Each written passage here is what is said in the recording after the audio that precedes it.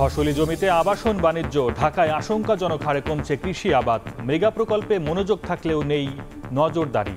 খাদ্য উৎপাদনে নীতিমালা না থাকায় সুযোগ নিচ্ছে পুঁজিপতিরা। পরিবেশ দূষণকারী ধনী দেশগুলোর কাছে বাংলাদেশের পাওনা $5.8 ট্রিলিয়ন। অ্যাকশনএডের প্রতিবেদন, উন্নয়নের নামে প্রায় $78 বিলিয়ন বিদেশি ঋণের ফাঁদে জর্জরিত। এবং বাংলাদেশের চ্যাম্পিয়ন্স ট্রফির মিশন শুরু আজ। প্রতিপক্ষ ভারত, নিজেদের সামর্থ্যের আস্থা রাখছেন শান্ত। ম্যাচের আগে মূল মাঠে অনুশীলন করে নতুন বিতর্ক টিম ইন্ডিয়ার।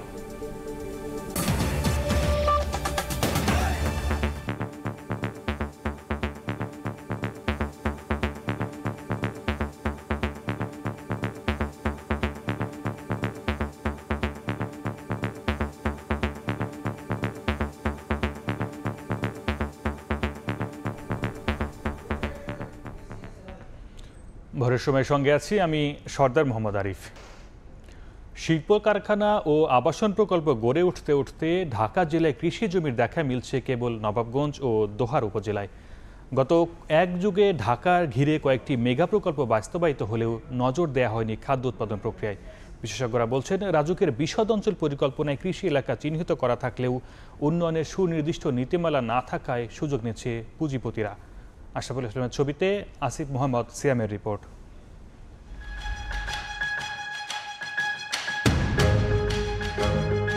এ যেন আবাদি জমিতে বিলবোর্ডের চাষ। ঢাকা মাওয়া এক্সপ্রেসওয়ের কোল ঘেঁষে ফসলি জমি গ্রাস করছে আবাসন বাণিজ্য। কেউ জমি কিনে, কেউ বা জমি ভাড়া নিয়েই বসিয়েছেন স্ব প্রতিষ্ঠানের বিলবোর্ড। সাইনবোর্ড লাগাইছে না, আপনি বছর টাকা দেয় সাইনবোর্ড লাগাতে দিয়েছি। সেচের পানির পথ বন্ধ হয়েছে বালু ফেলে। শুকিয়ে পড়ে আছে কোনো চাষের জমি, কোনোটা পরিণত হয়েছে ডোবায়। আমি তো এখানে জমি বুনতাম, 48 পাখি জায়গা বুনতাম, ওই যে চক যে আছে সব বুনতাম। পানি যা না দেখে চক পানি। জমি বিক্রি করে ভূমি মালিকরা লাভবান হলেও কাজের খোঁজে যাযাবর হচ্ছেন ধান চাষিরা। নিরুপায় হয়ে যোগ দিচ্ছেন অন্য পেশায়। আমরা না খাইয়ে তো মরণ লাগবো। এই কৃষকই তো আমরা কৃষক করে কৃষি করি আমরা খাই। ঢাকা জেলা প্রশাসকের তথ্য মতে ঢাকা জেলার কেবল নবাবগঞ্জ ও দোহার উপজেলায় রয়েছে কৃষি জমি। কোনো মেগা প্রকল্পের ছোঁয়া এখনো পড়েনি বিধায় জমিগুলো টিকে আছে বলে মন্তব্য স্থানীয়দের। কৃষকদের অভিযোগ, সরকারের পক্ষ থেকে মেলে না পর্যাপ্ত সহযোগিতা। সাহায্যের প্রতিশ্রুতিতে ব্যক্তিগত তথ্য নিলেও পৌঁছায় না কৃষকের দোরগোড়ায়। 20 জনের গম দেওয়ার কথা ছিল, আমরা গম বুনতাম, এই সমস্ত জমি আমরা গম বুনি। সেই গম হঠাৎ করে একদিন শুনলাম যে গম নাই, গম বিক্রি হয়ে গেছে, গম বিল হয়ে গেছে। আমাদের কাগজপত্র নিছেন 6 মাস আগে, তা আমাদের কাগজপত্র নিয়ে সেরে তো আমাদের গমটা দিলেন না, আমাকে ঘুরাইলেন। জমি তৈরি করে রাখলাম, আর সার দিবেন, বীজ দিবেন, আমরা বুনুম। তো এখন আমরা কি করুম? কিছু করার নাই। গেল এক যুগে বেশ কয়েকটি মেগা প্রকল্প বাস্তবায়িত হয়েছে ঢাকা ঘিরে, অথচ কৃষিভিত্তিক নগর বাস্তবায়নের ক্ষেত্রে বাজেটের সীমাবদ্ধতাকেই দায়ী করলেন রাজুক কর্মকর্তা। অধিগ্রহণ করতে গেলে আমাদের প্রায় 24,000 কোটি টাকার মতো লাগবে। রাজধানী উন্নয়ন কর্তৃপক্ষের নিজস্ব ফান্ড থেকে এত বড় ব্যয় নির্ধারণ করা অনেক চ্যালেঞ্জের বিষয়। কৃষি সম্প্রসারণ অধিদপ্তর বলছে, ঢাকা জেলার মোট খাদ্য চাহিদা 5,19,397 মেট্রিক টন, যার মাত্র অর্ধেক উৎপন্ন হয় এই জেলায়। পরিকল্পনাবিদরা বলছেন, এমন পরিস্থিতিতে দাঁড়িয়েও ঢাকা কেন্দ্রিক অর্থ উৎপাদনকারী প্রকল্পের দিকে মুখিয়ে সরকার, যার বলি হচ্ছে কৃষি জমি। ড্যাপের মধ্যে সব চিহ্নিত করার পরেও সেগুলোর প্রোটেকশনের যে জায়গা, যে চাবি, সেখানে পুরাট শুভঙ্করের একটা ফাঁকি দিয়ে রাখলো। সেটা কি? শর্ত সাপেক্ষ উন্নয়ন। সরকারও কোনো এক অযাচিত কারণে ঢাকা কেন্দ্রিকতা বাড়িয়ে সমস্ত প্রকল্প ঢাকা কেন্দ্রিকতার মধ্যে দিয়ে কৃষি জমিগুলি ধ্বংস করার অন্যান্য আনুষঙ্গিক প্রণোদনাগুলো তৈরি করছে। ইতিবাচকভাবে না, নেতিবাচকভাবে। বিশেষজ্ঞদের মতে, রাজুকের বিশদ অঞ্চল পরিকল্পনায় কৃষি এলাকা চিহ্নিত করা থাকলেও উন্নয়নের সুনির্দিষ্ট কোনো নীতিমালা না থাকার সুযোগ নিচ্ছে পুঁজিপতিরা। ঢাকাকে ঘিরে আছে নানা উন্নয়ন প্রকল্প, আছে মোটা অঙ্কের বাজেট। কেবল বাদ পড়েছে খাদ্যের ঘাটতি মেটাতে স্বনির্ভরতার প্রচেষ্টা, যার সুযোগ নিচ্ছে ভূমিক্ষেকরা আর ভুক্তভোগী সাধারণ কৃষক থেকে সবাই। আসিফ মোহাম্মদ সিয়াম, সময় সংবাদ, ঢাকা। অপরিকল্পিত আবাসন, যত্রতত্র বাজারসহ নানা অবকাঠামো নির্মাণে খুলনা অঞ্চলে আশঙ্কাজনক হারে কমছে কৃষি জমি। মৃত্তিকা সম্পদ উন্নয়ন ইনস্টিটিউটের তথ্যমতে গত এক দশকে বিভাগের 10 জেলায় 1,25,000 হেক্টর কৃষি জমি কমেছে। কৃষিবিদরা বলছেন, প্রযুক্তি ব্যবহারের মাধ্যমে ফসলের নিবিড়তা বাড়ানো সম্ভব না হলে দিন দিন এই অঞ্চলে ফসলের উৎপাদন কমবে, যা জাতীয় খাদ্য নিরাপত্তায় প্রভাব ফেলবে। নিয়ামুল হোসেন কোচির ছবিতে আব্দুল্লাহ আল মামুন রুবেলের প্রতিবেদন। মাত্র 1 বছর আগেও খুলনার ডুমুরিয়া উপজেলার এই জায়গাটিতে ধান, সবজি সহ নানা ফসলের চাষ হতো। অথচ 1 বছরের ব্যবধানে কৃষি জমিটি বালু ভরাট করে এখানে বাজার প্রতিষ্ঠা করা হয়েছে। এই ফসলি জমির মতো গেল 1 দশকে জেলায় 15,000 হেক্টর জমিতে গড়ে তোলা হয়েছে বিভিন্ন আবাসন ও অবকাঠামো। প্রতিটি উপজেলায় নিয়ম নীতির তোয়াক্কা না করে চলছে কৃষি জমি ভরাট, এমন পরিসংখ্যান বিভাগের বিভিন্ন জেলায়ও। এর কারণ হিসেবে অপরিকল্পিত আবাসনকে দায়ী করছেন সংশ্লিষ্টরা। প্রায় 50% অথবা 40% হারেই প্রায় আবাদি জমিটা এই ঘর বাড়িতে শুধু কম। করণীয় হচ্ছে ল্যান্ড জোনিং করতে হবে, ক্রপ জোনিং করতে হবে, কোন জমিটা কোন কাজে আমি ব্যবহার করব, এরকম সরকারিভাবে একটা রুলস রেগুলেশন অথবা আইন করতে হবে। নগর ও গ্রামীণ পরিকল্পনাবিদরা বলছেন, কৃষি জমি রক্ষায় অপরিকল্পিত আবাসন ও ভূমির ব্যবহার রোধে আইনের কঠোর প্রয়োগের পাশাপাশি উপজেলা পর্যায়ে পরিকল্পিত স্যাটেলাইট শহর তৈরি করা দরকার। রুরাল এরিয়ার একটা ল্যান্ড ইউজ অ্যাক্ট আমরা বাস্তবায়ন করতে পারি, তাহলে আমি মনে করি যে আসলে এই ধরনের যে কৃষি জমি যেগুলো আবাসিক বিভিন্ন প্রয়োজনে প্লট আকারে রেখে দেওয়া হচ্ছে এবং পতিত জমিতে পরিণত হচ্ছে, সেই সমস্যাটা আমরা দূর করতে পারবো এবং বাংলাদেশে যে খাদ্য নিরাপত্তার জন্য যে হুমকি, সেই হুমকি আমরা পরিকল্পিতভাবেই মোকাবেলা করতে পারবো। দীর্ঘমেয়াদে খাদ্য নিরাপত্তার শঙ্কা এড়াতে পতিত জমি চাষের আওতায় আনার পাশাপাশি প্রযুক্তি ব্যবহারের মাধ্যমে নিবিড়তা বাড়ানোর পরামর্শ কৃষিবিদদের।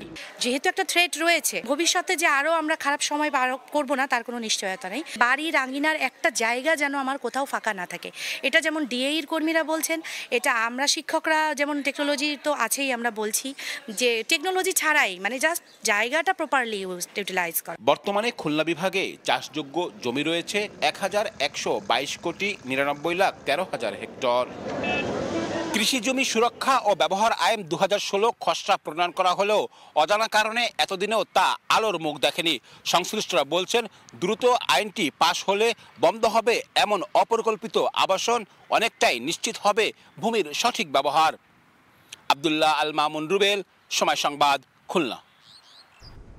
ধনী ও দূষণকারী দেশগুলোর কাছে বাংলাদেশের 5.8 ট্রিলিয়ন মার্কিন ডলার পাওনা বলে এক প্রতিবেদনে জানিয়েছে আন্তর্জাতিক উন্নয়ন সংস্থা অ্যাকশন-এইড ইন্টারন্যাশনাল। অথচ সেই অর্থ পরিশোধ না করে উল্টো উন্নয়নের নামে প্রায় 78 বিলিয়ন ডলার বিদেশি ঋণের ফাঁদে বাংলাদেশকে জর্জরিত করছে উন্নত দেশগুলো। জরুরি ভিত্তিতে এই বিদেশি ঋণ প্রত্যাহারের আহ্বান এবং বৈশ্বিক অর্থনৈতিক ন্যায়বিচারের উপর জোর দেওয়া হয়েছে সংস্থাটির প্রতিবেদনে। বিশ্বের অন্যান্য দেশের মতো বাংলাদেশের জলবায়ু পরিবর্তনের নেতিবাচক প্রভাব আরও গভীর ও বিপজ্জনক। শিল্পোন্নত দেশগুলোর কারণে বৈশ্বিক তাপমাত্রা বেড়েছে, যার কারণে 2050 সালের মধ্যে দেশের প্রায় 17% ভূমি সমুদ্রপৃষ্ঠের নিচে চলে যেতে পারে বলে আশঙ্কা করছেন বিশেষজ্ঞরা। এতে প্রায় 2 কোটি মানুষ বাস্তুচ্যুত হতে পারেন। পরিবেশ দূষণের এই প্রভাব বিবেচনায় ধনী ও দূষণকারী দেশগুলোর কাছে বড় অঙ্কের অর্থ পাওনা হয়েছে বাংলাদেশ। সম্প্রতি একটি বিশেষ প্রতিবেদন প্রকাশ করে আন্তর্জাতিক উন্নয়ন সংস্থা অ্যাকশন-এইড ইন্টারন্যাশনাল। এতে বলা হয়, ধনী ও দূষণকারী দেশগুলোর কাছে 5.8 ট্রিলিয়ন মার্কিন ডলার পাওনা বাংলাদেশ। অথচ সেই অর্থ পরিশোধ না করে উল্টো উন্নয়নের নামে প্রায় 78 বিলিয়ন ডলার বিদেশি ঋণের ফাঁদে বাংলাদেশকে জর্জরিত করছে উন্নত দেশগুলো। প্রতিবেদনের সমীক্ষায় দেখা যায় 2024 সালে বিশ্বের 54টি নিম্ন আয়ের দেশ বিদেশি ঋণের ফাঁদে জর্জরিত। দেশগুলো জাতীয় উন্নয়ন বিসর্জনের বিনিময়ে ধনী দেশগুলোর কাছে পরিশোধ করেছে 138 বিলিয়ন ডলার। সমীক্ষা আরও বলছে, জলবায়ু দূষণের ক্ষতিপূরণ হিসেবে বাংলাদেশ সহ নিম্ন ও মধ্য আয়ের দেশগুলোর কাছে 107 ট্রিলিয়ন ডলার ঋণী ধনী দেশগুলো, যা নিম্ন ও মধ্য আয়ের দেশগুলোর বিদেশি ঋণ 1.45 ট্রিলিয়ন ডলারের তুলনায় 70 গুণ বেশি। অ্যাকশন-এইডের প্রতিবেদনে বলা হয়েছে, ধনী দেশগুলো বেসরকারি ঋণদাতা এবং বৈশ্বিক আর্থিক প্রতিষ্ঠানের কাছে বিদেশি ঋণ পরিশোধ করতে গিয়ে জাতীয় স্বাস্থ্য, শিক্ষা এবং জলবায়ু কর্মসূচি সহ অপরিহার্য সরকারি সেবা থেকে বঞ্চিত হচ্ছে বাংলাদেশ। জরুরি ভিত্তিতে এই বিদেশি ঋণ প্রত্যাহারের আহ্বান এবং বৈশ্বিক অর্থনৈতিক ন্যায় বিচারের উপর জোর দিয়েছে সংস্থাটি। ফরহাদ চৌধুরী, সময় সংবাদ। খুলনা প্রকৌশল ও প্রযুক্তি বিশ্ববিদ্যালয়ের শিক্ষার্থীদের উপর হামলার ঘটনায় অজ্ঞাত 400 থেকে 500 জনকে আসামি করে মামলা দায়ের করা হয়েছে। বুধবার রাতে কুয়েটের নিরাপত্তা পরিদর্শক মনিরুজ্জামান লিটন বাদী হয়ে খানজাহান আলী থানায় মামলা দায়ের করেন। তদন্তের পর মামলার আসামিদের শনাক্ত করে আইনানুগ ব্যবস্থা গ্রহণের কথা জানিয়েছে পুলিশ।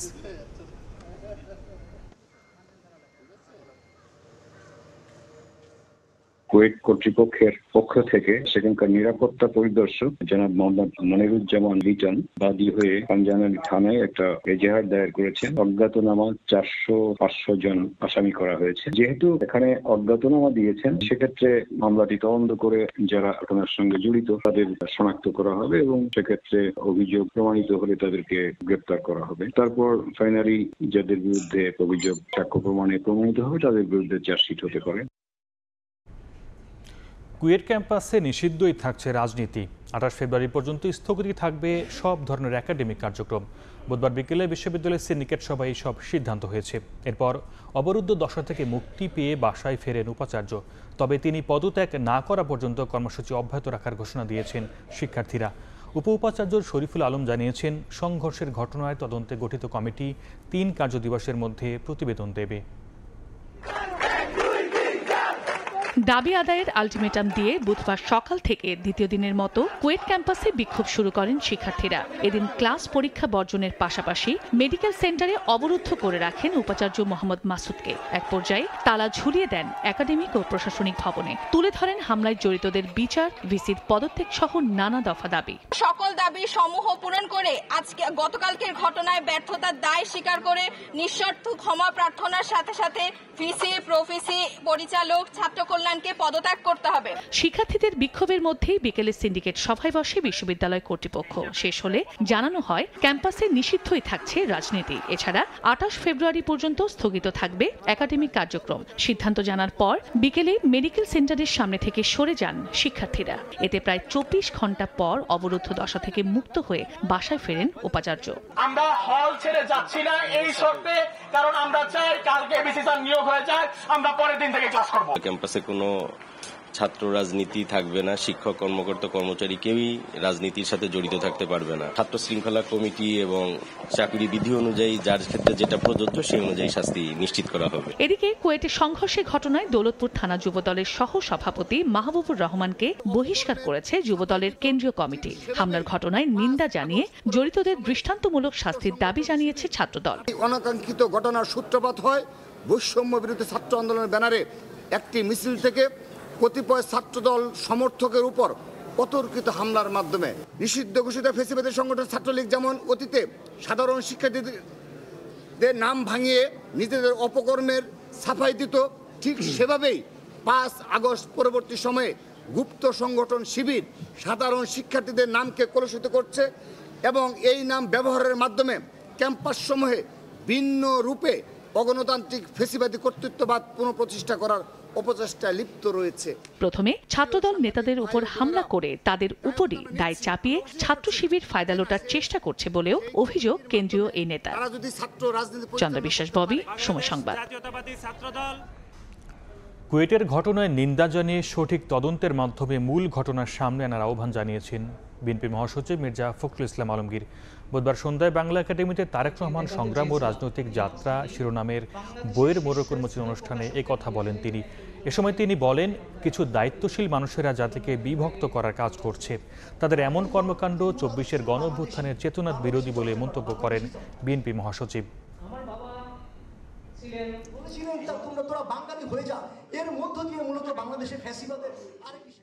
এই যে মিডিয়া তারেক রহমানের মততন্ত্র দিয়ে দেশকে যারা মুখে মুখে কেউ কেউ চেষ্টা করছেন দেশে অস্থিরতা এবং একটা, আমি সোজা কথা বলি, এনার্জি তৈরি করার, একটা নৈরাজ্য সৃষ্টি করবার। খুলনায় যে ঘটনা ঘটেছে আমি অত্যন্ত দুঃখজনক ঘটনা, আমি এটা নিন্দা জানাই এবং সেই সঙ্গে এটাও আমি প্রত্যাশা করি যে সুষ্ঠু তদন্ত করে দেখা দরকার যে কারা এগুলো ঘটিয়েছে। গণতন্ত্রের কথা বলবেন অথচ আমার মত প্রচার করতে গেলে আপনি সেখানে আটকাবেন, আর তারা তাদের মতামতকে তখন তারা শক্তি প্রয়োগ করবে এবং একটা শিশুকে পর্যন্ত তারা বেদম প্রয়োগ করতে এতটুকু দ্বিধাবোধ করবে না। এই ধরনের মানসিকতা নিয়ে কিন্তু কখনোই বড় কিছু, মহৎ কিছু করা যাবে না। নিজেদের স্বার্থে ফ্যাসিস্টদের জায়গা করে দিলে মানবে না বিএনপি। সরকার থেকে সব সুযোগ সুবিধা নিয়ে রাজনৈতিক দল গোছানো মানবে না জনগণ।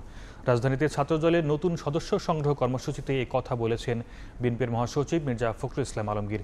নির্বাচন আয়োজনে আন্তরিক কিনা প্রশ্ন তুলে তিনি বলেছেন, অন্তর্বর্তী সরকার নিরপেক্ষ থাকতে না পারলে নতুন সরকারের প্রয়োজন পড়বে। দেশ জুড়ে চলছে বিএনপির সদস্য ফর্ম নবায়ন ও সংগ্রহ কার্যক্রম। এর ধারাবাহিকতায় বুধবার সকালে ঢাকা মহানগর ছাত্রদল শুরু করল সদস্য ফর্ম নবায়ন এবং নতুন সদস্য সংগ্রহ কার্যক্রম। রাজধানীর ফার্মগেটে কৃষিবিদ ইনস্টিটিউশন মিলনায়তনে এ কর্মসূচিতে প্রধান অতিথি হিসেবে যোগ দেন বিএনপি মহাসচিব মির্জা ফখরুল ইসলাম আলমগীর। গণ অভ্যুত্থান পরবর্তী নতুন ধারার ছাত্র রাজনীতি শীর্ষক আলোচনা সভায় ছাত্রদল নেতারা বলেন, ফ্যাসিবাদের একটি অংশ বিএনপিতে অনুপ্রবেশের চেষ্টা করছে। ঐক্যকে বিনষ্ট করার জন্য ষড়যন্ত্রে লিপ্ত হন, তাহলে আমরা ধরে নেব আপনারা সত্যিকার অর্থে এই ফ্যাসিস্ট আওয়ামী লীগের পুনর্বাসনের প্রক্রিয়া আপনারা শুরু করছেন। স্থানীয় সরকার উপদেষ্টার মন্তব্য তুলে ধরে বিএনপি মহাসচিব বলেন, তারা নিজেদের স্বার্থে ফ্যাসিস্টদেরও জায়গা করে দিতে চায়।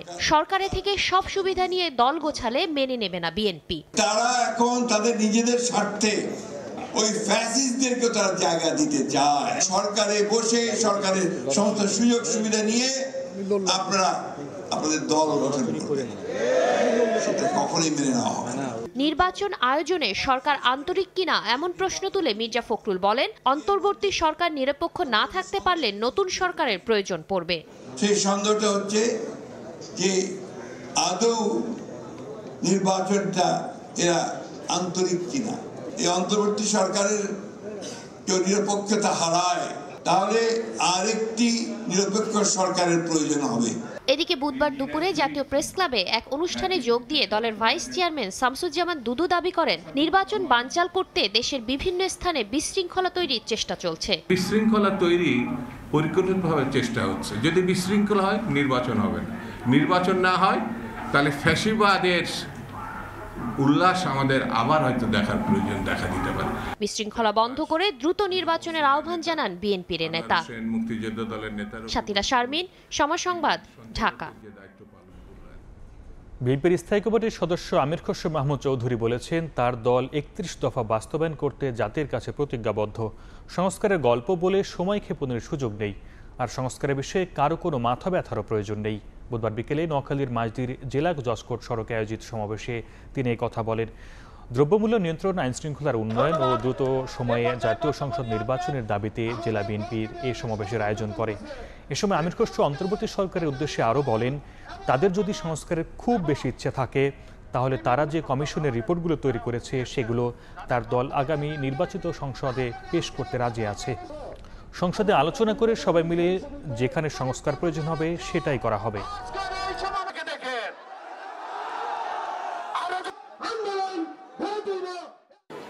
সংস্কারের গল্প বলে সময় ক্ষেপণের সুযোগ নাই।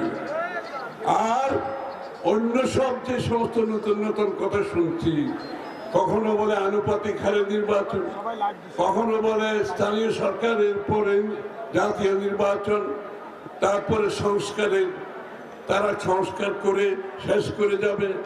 আর তাদের যদি সংস্কারের খুব বেশি ইচ্ছা থাকে, তারা যে কমিশনের রিপোর্টগুলো তৈরি করেছে সেই রিপোর্টগুলো আমরা আগামী নির্বাচিত সংসদে পেশ করতে রাজি আছি। আগামী সংসদ সেগুলো সংসদে আলোচনা করবে, বিবেচনা করবে, সকলে মিলে যেখানে যেই সংস্কারের প্রয়োজন সেটা করবে। ফ্যাসিবাদীদের নির্বাচন করার সুযোগ নেই। গণহত্যার দায়ে আওয়ামী লীগকে শুধু বিচারিক প্রক্রিয়া নিষিদ্ধ নয়, আদর্শিক রাজনৈতিকভাবে নির্মূল করা হবে বলে জানিয়েছেন স্থায়ী সরকার উপদেষ্টা আসিফ মাহমুদ সবুজ ভূঁইয়া।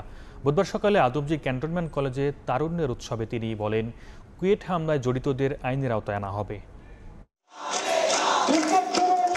জুলাই আগস্টে ছাত্র ও জনতার আন্দোলন, আসে তারুণ্যের জয়। বুধবার সকালে আদমজী ক্যান্টনমেন্ট কলেজে আয়োজন করা হয় তারুণ্যের উৎসব। আয়োজনে স্থানীয় সরকার উপদেষ্টা বলেন, কোনো স্বৈরাচারী রাজনৈতিক দল আসন্ন জাতীয় নির্বাচনে অংশ নিতে পারবে না। গণহত্যার দায়ে আওয়ামী লীগকে শুধু বিচারিক প্রক্রিয়ায় নিষিদ্ধ নয়, আদর্শিক ও রাজনৈতিকভাবে নির্মূল করা হবে। সরকার আগে স্থানীয় নির্বাচন করতে চায় বলেও জানান তিনি। ফ্যাসিবাদীদের কিংবা আওয়ামী লীগের বাংলাদেশে নির্বাচন করার প্রশ্নটাই এখন অবান্তর। যারা নাজিদের মতো গণহত্যা চালিয়েছে তাদের বাংলাদেশ থেকে নির্মূল করা উচিত। বিচারিক প্রক্রিয়ায় আওয়ামী লীগকে নিষিদ্ধ করা উচিত। সরকারের সদিচ্ছা আছে স্থানীয় সরকার নির্বাচন আগে করার, এবং বাংলাদেশের মানুষ তাদের যে প্রাত্যহিক সেবা সেগুলো পাচ্ছে না, এবং সেগুলো নিশ্চিত করাটা এই সরকারের অন্যতম দায়িত্ব। এদিকে সাংবাদিকদের প্রশ্নের জবাবে কুয়েটে হামলার ঘটনায় নিন্দা জানিয়ে উপদেষ্টা বলেন, যেই জড়িত থাকুক সবাইকে আইনের আওতায় আনা হবে। এছাড়া স্বায়ত্তশাসিত বিশ্ববিদ্যালয়গুলোর প্রশাসনকে দ্রুত ছাত্র সংসদ নির্বাচন আয়োজনের আহ্বান জানান তিনি। আমরা আইনশৃঙ্খলা বাহিনীর সাথে কথা বলছি এই বিষয়টি পুঙ্খানুপুঙ্খ তদন্ত করে ভিডিও ফুটেজ যা ছবি আছে সেগুলো দেখে কারা এর সাথে জড়িত, কারা অস্ত্রের মহড়া দিয়েছে, সে যেই হোক, তার পরিচয় যাই হোক, তাকে শাস্তির আওতায় আনার জন্য যথাযথ ব্যবস্থা নেওয়া হবে। দেশকে এগিয়ে নিতে তরুণদের শক্তি অন্তর্বর্তীকালীন সরকার কাজে লাগাতে চায় বলেও জানান আসিফ মাহমুদ। এর আগে শিক্ষার্থীদের হাতে পুরস্কার তুলে দেন যুব ও ক্রীড়া উপদেষ্টা। চন্দ্রিমা চৌধুরী, সময় সংবাদ, ঢাকা। ভোরের সময় আরও থাকছে, আলু আবাদে পুঁজিতে টান কৃষকের, গলার কাটা হিমাগরের দ্বিগুণ ভাড়া, শিগগিরই সংকট কেটে যাওয়ার আশা, চাষিদের সরাসরি বাজারে যুক্ত হওয়ার করার পরামর্শ। কখনো মুখের বলায়, কখনো বা লেখায়, আবার কখনো সামাজিক যোগাযোগ মাধ্যমে প্রতিনিয়ত বিকৃত হচ্ছে পৃথিবীর 7ম বৃহত্তম রাষ্ট্রভাষা বাংলা। একই সঙ্গে বাংলা একাডেমি থেকে ক্রমাগত বাংলা ভাষার পরিবর্তনে যোগ হচ্ছে নিত্য নতুন শব্দ, তাতেও ছড়াচ্ছে বিভ্রান্তি। ভাষা বিশেষজ্ঞরা বলছেন, অরুচিকর ভাষার প্রয়োগ বা বিকৃতি নষ্ট করছে ভাষার সৌন্দর্য। তাই আইনের প্রয়োগের পরামর্শ তাদের। মোহাম্মদ শাহিনের তোলা ছবিতে রৌনক নিয়ন্ত্রণ জানাচ্ছেন বিস্তারিত।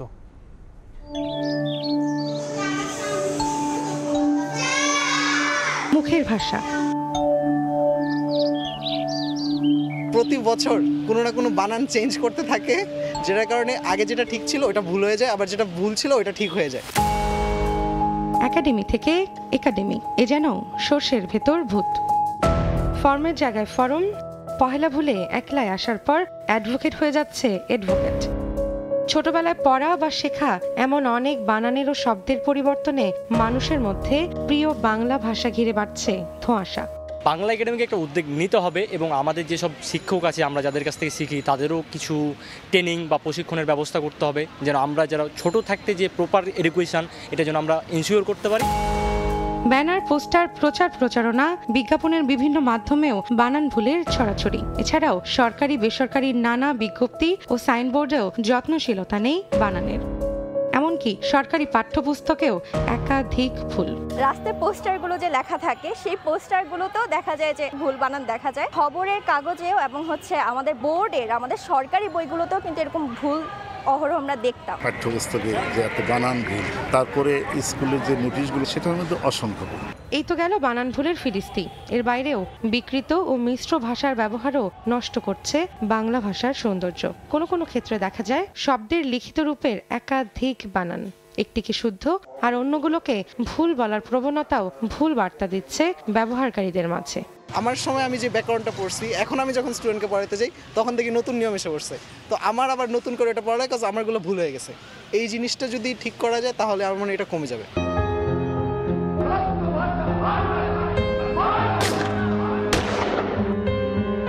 রক্তাক্ত 52 থেকে 25। ইংরেজি বিজ্ঞাপন ও মিশ্র ভাষা ব্যবহার বন্ধে উচ্চ আদালতের নির্দেশনা থাকলেও সর্বস্তরে কি তা চালু করা গেছে? বাংলা ভাষাতে চর্চার মধ্যে দিয়ে অর্জন করতে হবে, এই ধারণা থেকে আমরা অনেক দূরে চলে গেছি। আসলে সবাই মনে করছে বাংলা ভাষা এমনিতেই স্বভাবতই আমরা পারছি, তো বিশেষ চর্চার দরকার নেই বা অর্জন করতে হবে না অন্যান্য ভাষার পাশাপাশি। তো এটাই আমার মনে হয় কারণ, বাংলা ভাষার যে দক্ষতাগুলো অর্জন করতে হবে সেই ধারণা থেকে আমরা অনেক দূরে সরে গিয়ে। বাংলা ভাষার এমন বিকৃতি রোধে কতটুকু কার্যকর উদ্যোগ নিয়েছেন সংশ্লিষ্টরা? এমন প্রশ্ন যেমন তুলছেন অনেকেই, তেমনি বাংলা ভাষার এমন পরিবর্তনকে অনেকেই দেখছেন ইতিবাচক হিসেবে। আবার অনেকেই বলছেন ভাষার এমন পরিবর্তন অব্যাহত থাকলে প্রাণের ভাষা হারাবে স্বকীয়তা। তাই ভবিষ্যৎ প্রজন্মের কাছে শুদ্ধ বাংলা পৌঁছে দেওয়ার অঙ্গীকার হোক এই ভাষার মাসে। রৌনক নিয়ন্তা, সময় সংবাদ, ঢাকা। বাংলাদেশের রাজনৈতিক ও অর্থনৈতিক সংস্কারের প্রতি পূর্ণ সমর্থন জানিয়েছেন ইতালির পররাষ্ট্র ও আন্তর্জাতিক সহযোগিতা মন্ত্রণালয়ের মন্ত্রী মারিয়া ত্রিপদি। মঙ্গলবার রাষ্ট্রীয় অতিথি ভবন যমুনায় প্রধান উপদেষ্টা অধ্যাপক মোহাম্মদ ইউনূসের সঙ্গে পারস্পরিক স্বার্থ সংশ্লিষ্ট বিষয় নিয়ে আলোচনার সময় ত্রিপদি এ সমর্থন জানান। বলেন, বাংলাদেশে চলমান সংস্কারের উদ্যোগে ইতালিয়ান সরকার সব সময় পাশে আছে। বলেন, ইতালি এবং বাংলাদেশ খুব কাছাকাছি। অনেক বাংলাদেশি নাগরিক ইতালিতে থাকেন, তারা ইতালিতে একটি গুরুত্বপূর্ণ ভূমিকা পালন করছে। এছাড়াও বাংলাদেশকে অবৈধ অভিবাসন বন্ধে হাতে হাত মিলিয়ে কাজ করার আহ্বান জানান তিনি।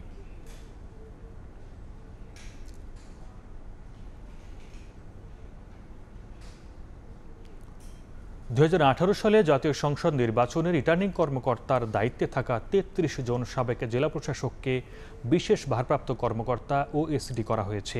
বুধবার এই সংক্রান্ত পৃথক প্রজ্ঞাপন জারি করেছে জনপ্রশাসন মন্ত্রণালয়। এ সময় কর্মকর্তাদের জনপ্রশাসন মন্ত্রণালয়ের বিশেষ ভারপ্রাপ্ত কর্মকর্তা হিসেবে ন্যস্ত করা হয়েছে। এই কর্মকর্তারা যুগ্ম সচিব পদে বিভিন্ন মন্ত্রণালয় ও বিভাগে কর্মরত ছিলেন। এর আগে একই কারণে ১২ জন কর্মকর্তাকে ওএসডি করা হয়েছিল।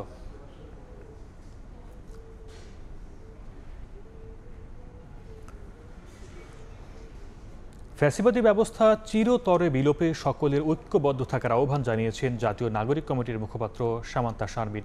বুধবার বিকেলে জেলা শিল্পকলা একাডেমি মিলনায়তনে মতবিনিময় সভায় এ আহ্বান জানান তিনি। ফ্যাসিস্ট দূর হলেও ফ্যাসিবাদী কাঠামো এখনও রয়ে গেছে বলেও মন্তব্য করেন সামান্তা শারমিন। ফ্যাসিবাদী কাঠামোর বিলোপটা হতে হবে, কারণ এখানে একটা ফ্যাসিস্টকে আমরা শুধু দূর করতে পেরেছি, কিন্তু তার যে কাঠামো, সেই কাঠামোটা এখনো রয়ে গেছে এবং এই কাঠামো দিয়ে সামনের দিনে আবার আমাদেরকে শোষণ এবং নিপীড়ন করা হবে। ২০০০ মানুষ জীবন দিয়েছেন। এই প্রক্রিয়া যদি চালু থাকে তাহলে এই ২০০০ মানুষের জীবন বৃথ। আমাদের ঐক্যবদ্ধ থাকতে হবে। এই ঐক্যবদ্ধতার একটা রূপ আমরা দেখেছি অভ্যুত্থানের সময়। অভ্যুত্থানের সময় আমাদের কোনো রাজনৈতিক পরিচয় ছিল না, আমাদের কোনো ধর্মীয় পরিচয় ছিল না। অভ্যুত্থানের ৬ মাস পরেই আমরা দেখতে পাচ্ছি এখানে রাজনৈতিক দলের পরিচয় মুখ্য হয়ে উঠছে। আমি পরিষ্কার করে বলে দিতে চাই, আমাদেরকে বিভাজিত করার এই চক্রান্ত আমরা রুখে দেব। বৈষম্য বিরোধী ছাত্র আন্দোলন একটি অরাজনৈতিক সংগঠন। এখান থেকে কেউ নতুন রাজনৈতিক দলে যোগ দিতে চাইলে সংগঠনের পথ ছেড়ে দিতে হবে, জানিয়েছেন বৈষম্য বিরোধী ছাত্র আন্দোলনের সহ সমন্বয়ক রিফাত রশিদ। বৃহস্পতিবার রাতে বৈষম্য বিরোধী ছাত্র আন্দোলনের সম্মিলিত বেসরকারি বিশ্ববিদ্যালয় শাখার আত্মপ্রকাশ উপলক্ষে আয়োজিত সংবাদ সম্মেলনে তিনি এই কথা জানান। পরে বৈষম্য বিরোধী ছাত্র আন্দোলনের সম্মিলিত বেসরকারি বিশ্ববিদ্যালয় শাখার তালিকা প্রকাশ করা হয়।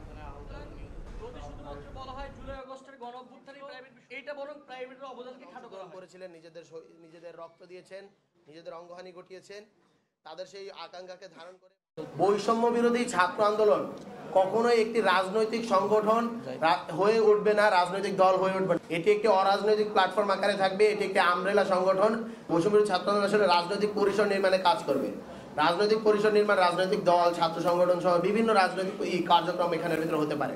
তবে আমরা এই কথাটিও কিন্তু তার সাথে সাথে বলেছিলাম, যারাই সরাসরি রাজনীতিতে যাবে, যারাই আসলে নতুন রাজনৈতিক দলে যোগদান করতে চাবে, তাদের অবশ্যই বৈষম্য বিরোধী ছাত্র আন্দোলনের যে লিস্টেড পদ আছেন সেখান থেকে সরে গিয়েই আসলে নতুন রাজনৈতিক দল বা ছাত্র সংগঠনে যোগদান করতে হবে।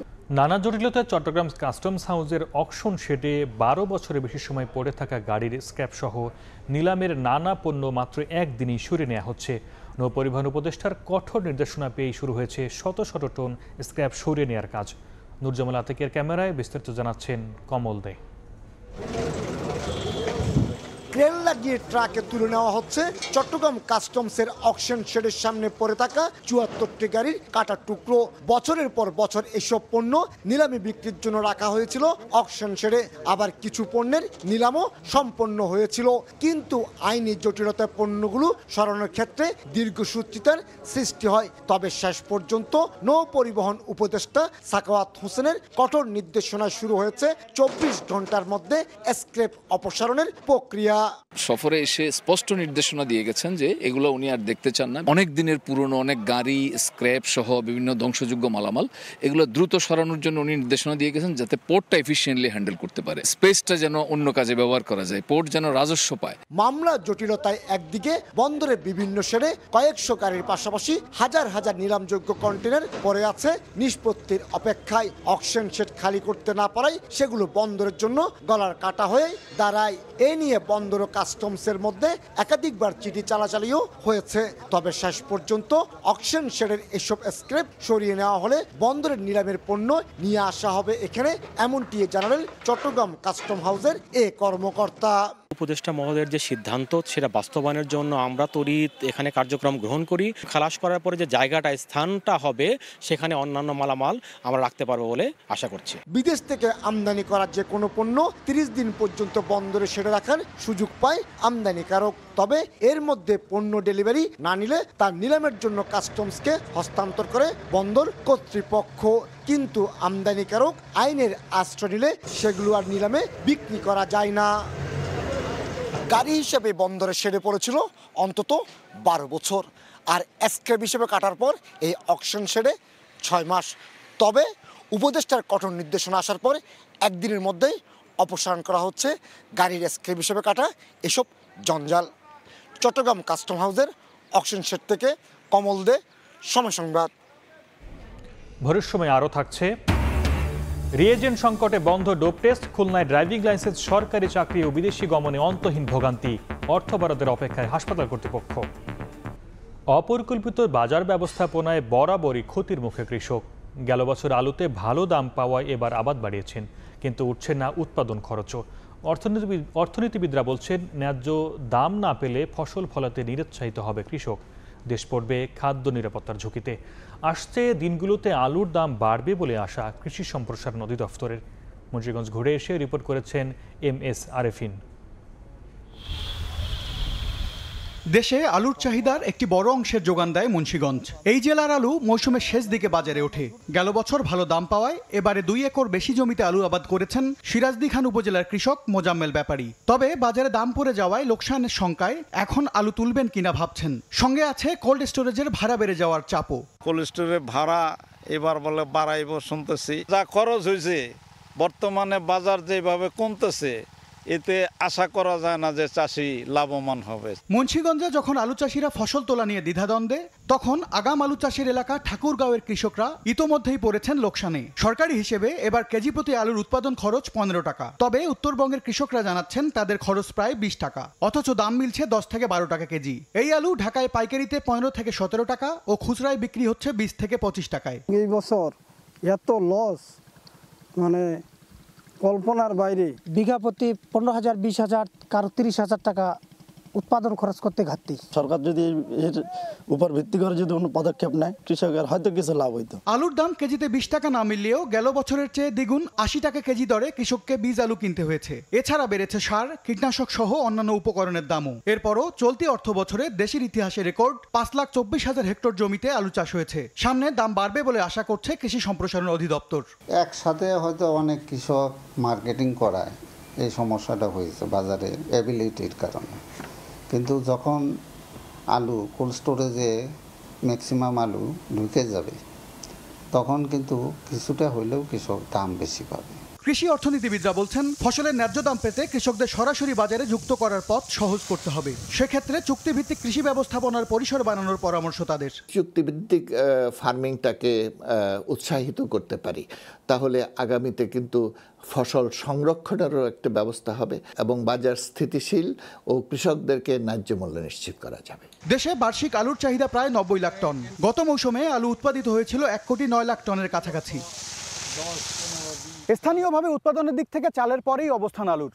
পুষ্টির চাহিদা মেটাতে কৃষকের পরম যত্নে ফলানো এই আলুর দাম হঠাৎ কমতে শুরু করায় উৎপাদন খরচ উঠবে কিনা এ দুশ্চিন্তা মাথায় নিয়েই বাজারে যৌক্তিক মূল্য নির্ধারণের দাবি জানিয়েছেন আলু চাষিরা। MS আরিফিন, সময় সংবাদ, মুন্সিগঞ্জ। খুলনার সরকারি হাসপাতালগুলোতে রিএজেন্ট সংকটে বন্ধ রয়েছে ডোপ টেস্ট। এতে পেশাদার ড্রাইভিং লাইসেন্স তৈরি ও নবায়ন, সরকারি চাকরি এবং বিদেশ গমনের ক্ষেত্রে দেখা দিয়েছে দুর্ভোগ। যেতে হচ্ছে পার্শ্ববর্তী জেলা শহরে। অনেক ক্ষেত্রে সেখানেও মিলছে না সমাধান। বেলাল হোসেন সজলের রিপোর্ট। খুলনা বিআরটিএ কার্যালয়ে সেবা প্রত্যাশীদের এ ভিড় নিত্যদিনের। প্রতিদিন শতাধিক মানুষ ড্রাইভিং লাইসেন্স তৈরি ও নবায়নের জন্য আসেন এখানে।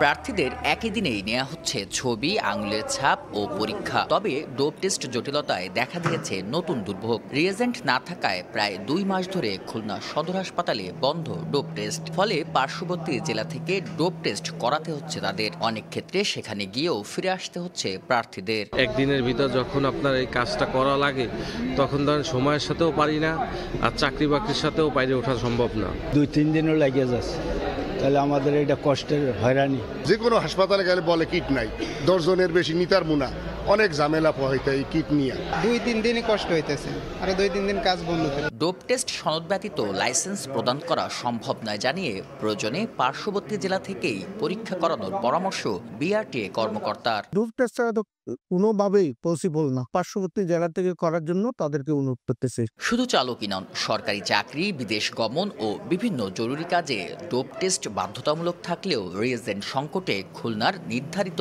2 সরকারি হাসপাতালে বন্ধ রয়েছে এ পরীক্ষা। নতুন করে রিয়েজেন্ট আনতে অর্থ বরাদ্দের অপেক্ষায় হাসপাতাল কর্তৃপক্ষ।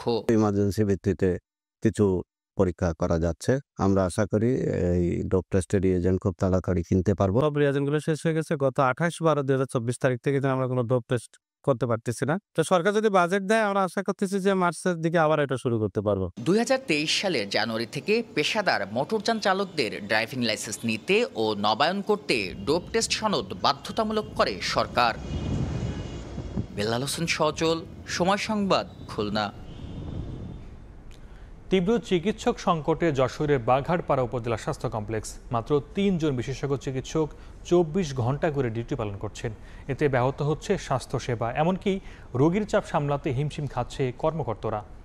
বিষয়টি ঊর্ধ্বতন মহলে জানানো হলেও কোনো সমাধান মেলেনি জানায় স্বাস্থ্য বিভাগ। জুয়েল মৃধার তথ্য ও আবুল কালাম আজাদের ছবি নিয়ে রিপোর্ট। বিভিন্ন ওয়ার্ড ঘুরে একাই রোগী দেখছেন একজন চিকিৎসক। তিনি রাউন্ডে থাকায় বন্ধ জরুরি বিভাগ। একই সময়ে আউটডোরে মাত্র একজন চিকিৎসক, আরেকজন চিকিৎসক 24 ঘন্টার ডিউটি শেষে ছুটিতে। এভাবেই মাত্র 3 জন জনবল দিয়ে চলছে যশোরের বাঘারপাড়া উপজেলা স্বাস্থ্য কমপ্লেক্স। 50 শয্যার হাসপাতালটিতে মেডিকেল অফিসারের পদ 8টি। এদের মধ্যে 2 জন প্রেষণে, 1 জন প্রশিক্ষণে ও 1 জন মাতৃত্বকালীন ছুটিতে। বিশেষজ্ঞ চিকিৎসকের 11টি পদের মধ্যে 6টি শূন্য, বাকিদের মধ্যে 2 জন রয়েছেন প্রেষণে। এছাড়াও শূন্য সহকারী সার্জনের 5টি, আবাসিক মেডিকেল অফিসার, ফিজিওথেরাপিস্ট, স্বাস্থ্য সহকারীর 15টি পদ। চিকিৎসক সংকটে ব্যাহত হচ্ছে স্বাস্থ্যসেবা। বড় কোনো ডাক্তাররা দেখতে আসেনি, এক ডাক্তারে আইছে 2-3 বার। ওষুধপত্র যা আনা লাগতেছে সব আছে বাইরে, দোকান থেকে কিনে আনা লাগতেছে, হাসপাতাল থেকে সেরকম কোনো দিচ্ছে না। পরিষ্কার পরিচ্ছন্নতাও নাই, আর সেবাটা ডাক্তারের সংখ্যাটা কম। রোগীর চাপ তো অ্যাজ ইউজুয়াল বেশি, কিন্তু ডাক্তার সংকটের কারণে আমরা সেই কাঙ্ক্ষিত লেভেলে চিকিৎসা সেবা দেওয়াটা আসলে বাস্তবিক পক্ষে একটু অসম্ভব হয়ে যাচ্ছে। উপজেলাতে মানুষের সেবা ভালোভাবে দিতে গেলে আমাদের চিকিৎসক দরকার। রোগীর চাপ সামলাতে হিমশিম খাচ্ছেন কর্মকর্তারা। বিষয়টি ঊর্ধ্বতন মহলে জানানো হলেও কোনো সমাধান মেলেনি বলে জানায় স্বাস্থ্য বিভাগ। আমি এই বিষয়ে চিঠিও দিয়েছি, তবে এই পরিবর্তিত পরিস্থিতিতে একটা সংস্কারমূলক সময়ের মধ্যে দিয়ে যাচ্ছি। আমরা আশা করছি এই সমস্যা খুব অচিরেই সমাধান হয়ে যাবে ইনশাআল্লাহ। কর্তৃপক্ষের তথ্য মতে বাঘারপাড়া উপজেলা স্বাস্থ্য কমপ্লেক্সের 3 বিভাগে দৈনিক প্রায় 500 রোগী স্বাস্থ্যসেবা নেন। সময় সংবাদ, যশোর। ম্যাথ শিক্ষার্থীদের ডাক্তার পদবি বন্ধ সংক্রান্ত রিটের রায় প্রদান সহ 5 দফা দাবিতে বিক্ষোভ মিছিল করেছে রংপুরের সরকারি ও বেসরকারি মেডিকেল কলেজ হাসপাতালের ইন্টার্ন চিকিৎসক ও শিক্ষার্থীরা। বুধবার রংপুর মেডিকেল কলেজ চত্বরে বিক্ষোভ মিছিল শেষে প্রতিবাদ সমাবেশে বক্তারা বলেন, ম্যাথ শিক্ষার্থীদের ডাক্তার পদবি বন্ধে রিট করা হলেও এখন পর্যন্ত 89 বার রায়ের তারিখ পরিবর্তন করা হয়। ম্যাথ শিক্ষার্থীদের ডাক্তার পদবি বন্ধের রিট প্রদান ও চিকিৎসক সুরক্ষা আইন বাস্তবায়ন সহ বাকি দাবি মানা না হলে ক্লাস পরীক্ষা সহ চিকিৎসা কার্যক্রম বন্ধের হুঁশিয়ারি দেন ইন্টার্ন চিকিৎসক ও শিক্ষার্থীরা।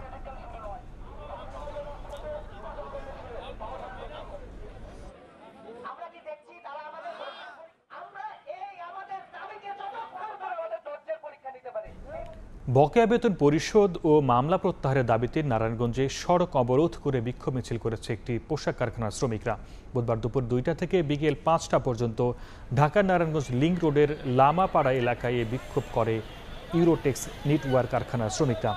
তাদের অভিযোগ, মালিকপক্ষ কারখানার একটি ইউনিটের শ্রমিকদের বকেয়া বেতন না দিয়ে 96 জনকে ছাঁটাই করে। এর প্রতিবাদ করে 33 জনের নামে মিথ্যা মামলা দেয়। বকেয়া বেতন পরিশোধ সহ মামলা প্রত্যাহার ও ছাঁটাইকৃত শ্রমিকদের পুনর্বহালের দাবি জানান তারা। পরে মালিকপক্ষ দাবি মেনে নিলে এবং সেনাবাহিনীর আশ্বাসে সড়কে অবরোধ তুলে নেন শ্রমিকরা।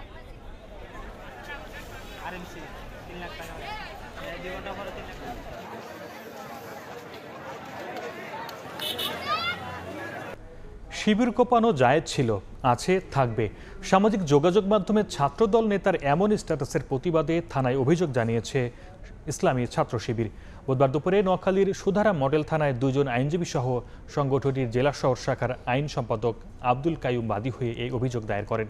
পরে সংবাদ সম্মেলনে তারা অভিযোগ করেন, দেশকে অস্থিতিশীল করার হীন চক্রান্তের অংশ হিসেবে ছাত্রদল নেতা মোহাম্মদ সোহাগ গাজী সামাজিক যোগাযোগ মাধ্যমে রাজনৈতিক বিদ্বেষ ছড়ানোর চেষ্টা করছে।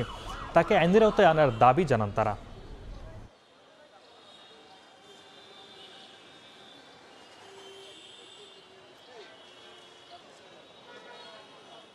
বাংলাদেশ ইসলামী ছাত্র শিবিরের স্থানীয় ব্যক্তিদের উপর কার্যত সন্ত্রাসী হামলা চালিয়ে হত্যা করার ঘৃণ্য ষড়যন্ত্রের একটা অংশ। তার এমন উক্তি রাষ্ট্রের আইন শৃঙ্খলা পরিপন্থী। এই ধরনের সন্ত্রাসীমূলক কার্যক্রম থেকে বেরিয়ে আসার জন্য তাদের ঊর্ধ্বতন নেতৃবৃন্দ থেকে শুরু করে তাদের সর্বস্তরের জনশক্তিদের উপর আমরা আহ্বান জানাচ্ছি। সাইবার রিলেটেড বিষয়ে ছাত্র শিবিরের পক্ষ থেকে আমরা একটা অভিযোগ পেয়েছি। এই অভিযোগটা আমরা তদন্ত করতেছি, তদন্ত করে আইনগত ব্যবস্থা গ্রহণ করা হবে। ভোলায় অপারেশন ডেভিল হান্টে সাবেক ইউনিয়ন পরিষদ চেয়ারম্যান সহ 4 আওয়ামী লীগ নেতাকে আটক করা হয়েছে। মঙ্গলবার মধ্যরাত থেকে বুধবার সকাল পর্যন্ত সদর উপজেলার বিভিন্ন এলাকায় অভিযান চালিয়ে তাদের আটক করে কোস্টগার্ড। কোস্টগার্ড সদর দপ্তরের মিডিয়া কর্মকর্তা লেফটেন্যান্ট কমান্ডার মোহাম্মদ সিয়াস উল হক জানায়, গোপন সংবাদের ভিত্তিতে কোস্টগার্ড দক্ষিণ জোন ও পুলিশের সমন্বয়ে অভিযান চালানো হয়। এ সময় সদর উপজেলার পশ্চিম ইলিশা ইউনিয়নের সাবেক চেয়ারম্যান জহিরুল ইসলাম, মাইনুল হাওলাদার, মোহাম্মদ হাওলাদার ও মোহাম্মদ ফরিদ তহসিলদারকে আটক করা হয়। আইনানুগ ব্যবস্থা গ্রহণের জন্য তাদের ভোলা সদর থানায় হস্তান্তর করা হয়েছে।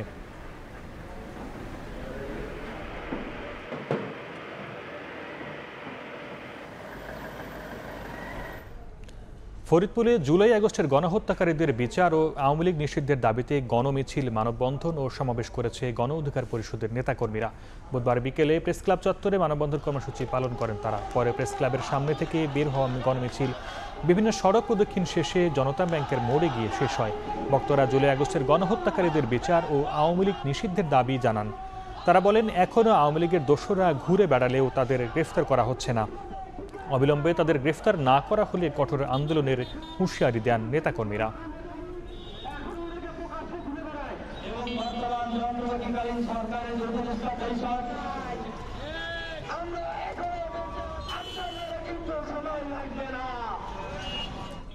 সাভারেও জুলাই গণহত্যার সঙ্গে জড়িতদের অবিলম্বে গ্রেফতার সহ চাঁদাবাজি ও সন্ত্রাসী কার্যক্রম বন্ধের দাবিতে বিক্ষোভ এবং মশাল মিছিল করেছে ছাত্র শ্রমিক জনতা। বুধবার রাতে আশুলিয়ার থানার প্রধান ফটকে সাভার আশুলিয়ার ছাত্র শ্রমিক জনতার ব্যানারে এই কর্মসূচি পালন করে তারা। পরে থানা গেটে এক সংক্ষিপ্ত সমাবেশে বক্তারা বলেন, সম্প্রতি সাভার আশুলিয়ার আইনশৃঙ্খলা পরিস্থিতির অবনতির কারণে চুরি, ছিনতাই ও চাঁদাবাজি সহ নানা সন্ত্রাসী কার্যক্রম বেড়েছে।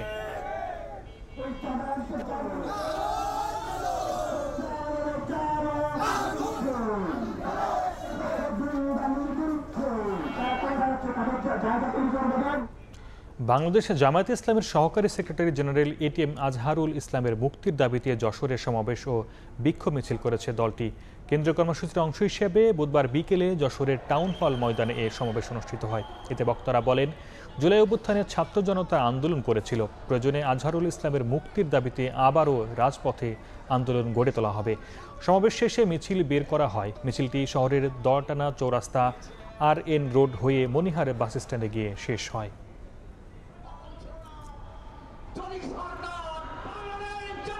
ভোরের সময় আরও থাকছে, পোলিও অপসারণ না হওয়ায় জিকে সেচ প্রকল্পের পানি সরবরাহ বন্ধ।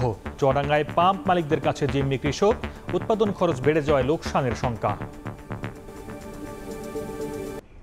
মুকুলে ছেয়ে গেছে সাতক্ষীরার আম বাগান, তবে এবছর মুকুল দেরিতে আসায় আম নামাতে হবে অন্যান্য জেলার সময়ের সঙ্গে। ক্ষতিকারক পোকার আক্রমণ থেকে রক্ষায় করতে এখন পরিচর্যা করছেন শ্রমিকরা। এবছরও আম রফতানির উদ্যোগ নেওয়ার কথা জানিয়েছে কৃষি বিভাগ। মমতাজ আহমেদ বাপির ছবি পাঠানো তথ্য এবং ছবি নিয়ে রিপোর্ট।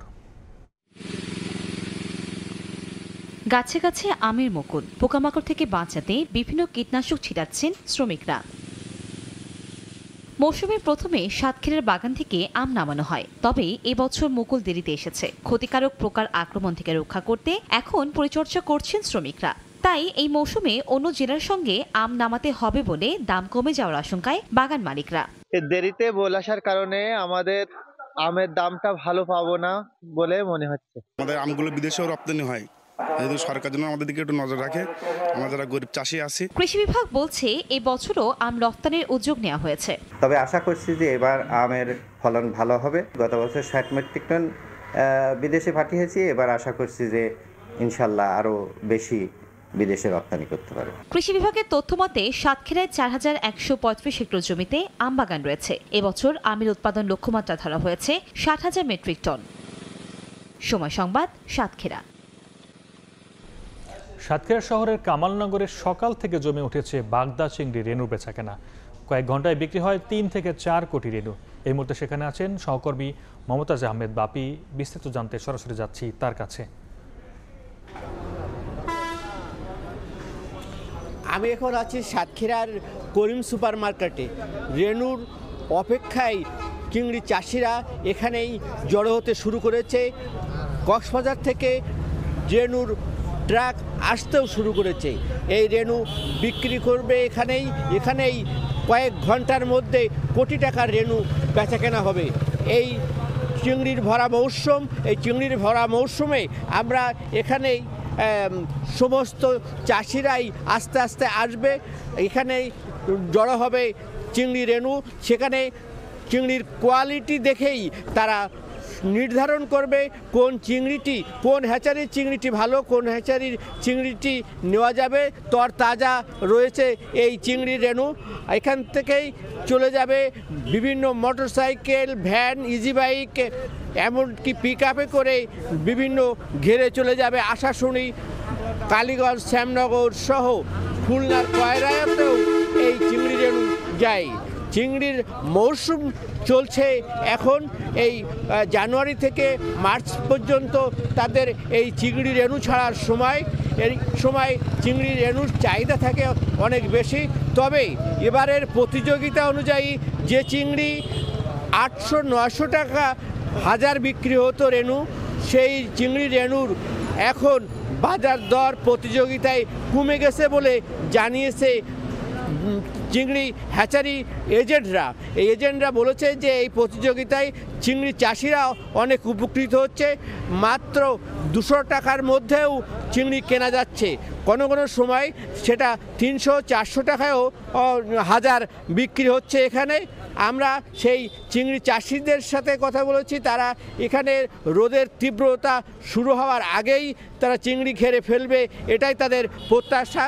তারা বলতে চাই যে এখানে চিংড়ির চাহিদা অনুযায়ী আমাদের সারা বছরই চিংড়ি রেণু ছাড়তে হয় ঘেরে, কিন্তু সরকার মৎস্য মন্ত্রণালয়ের যে নিষেধাজ্ঞা রয়েছে 2 মাসের, সেই নিষেধাজ্ঞাটার জন্যে তারা বিপাকে পড়েছে বলে তারা মনে করছে যে এই সরকারের নিষেধাজ্ঞাটাকে উঠে না নিলে তারা সারা বছর আগে যেমন চিংড়ি রেণু ছাড়তে পারত, এখনও তারা সেই চিংড়ি রেণু ছাড়তে চায়।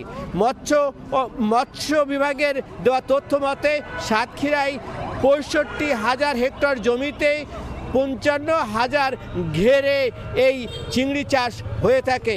এই ছিল সাতক্ষীরার চিংড়ি রেণু বিক্রি সর্বশেষ তথ্য। সরাসরি যুক্ত ছিলাম সাতক্ষীরায়। ভোরের সময় এই ছিল আমার কাছে। পরবর্তী সংবাদগুলো জানাতে সঙ্গে থাকবেন সাখাওয়াত হোসেন। ধন্যবাদ আরিফ। পলি অপসারণ না হওয়ায় পানি সরবরাহ বন্ধ জিকে সেচ প্রকল্পে।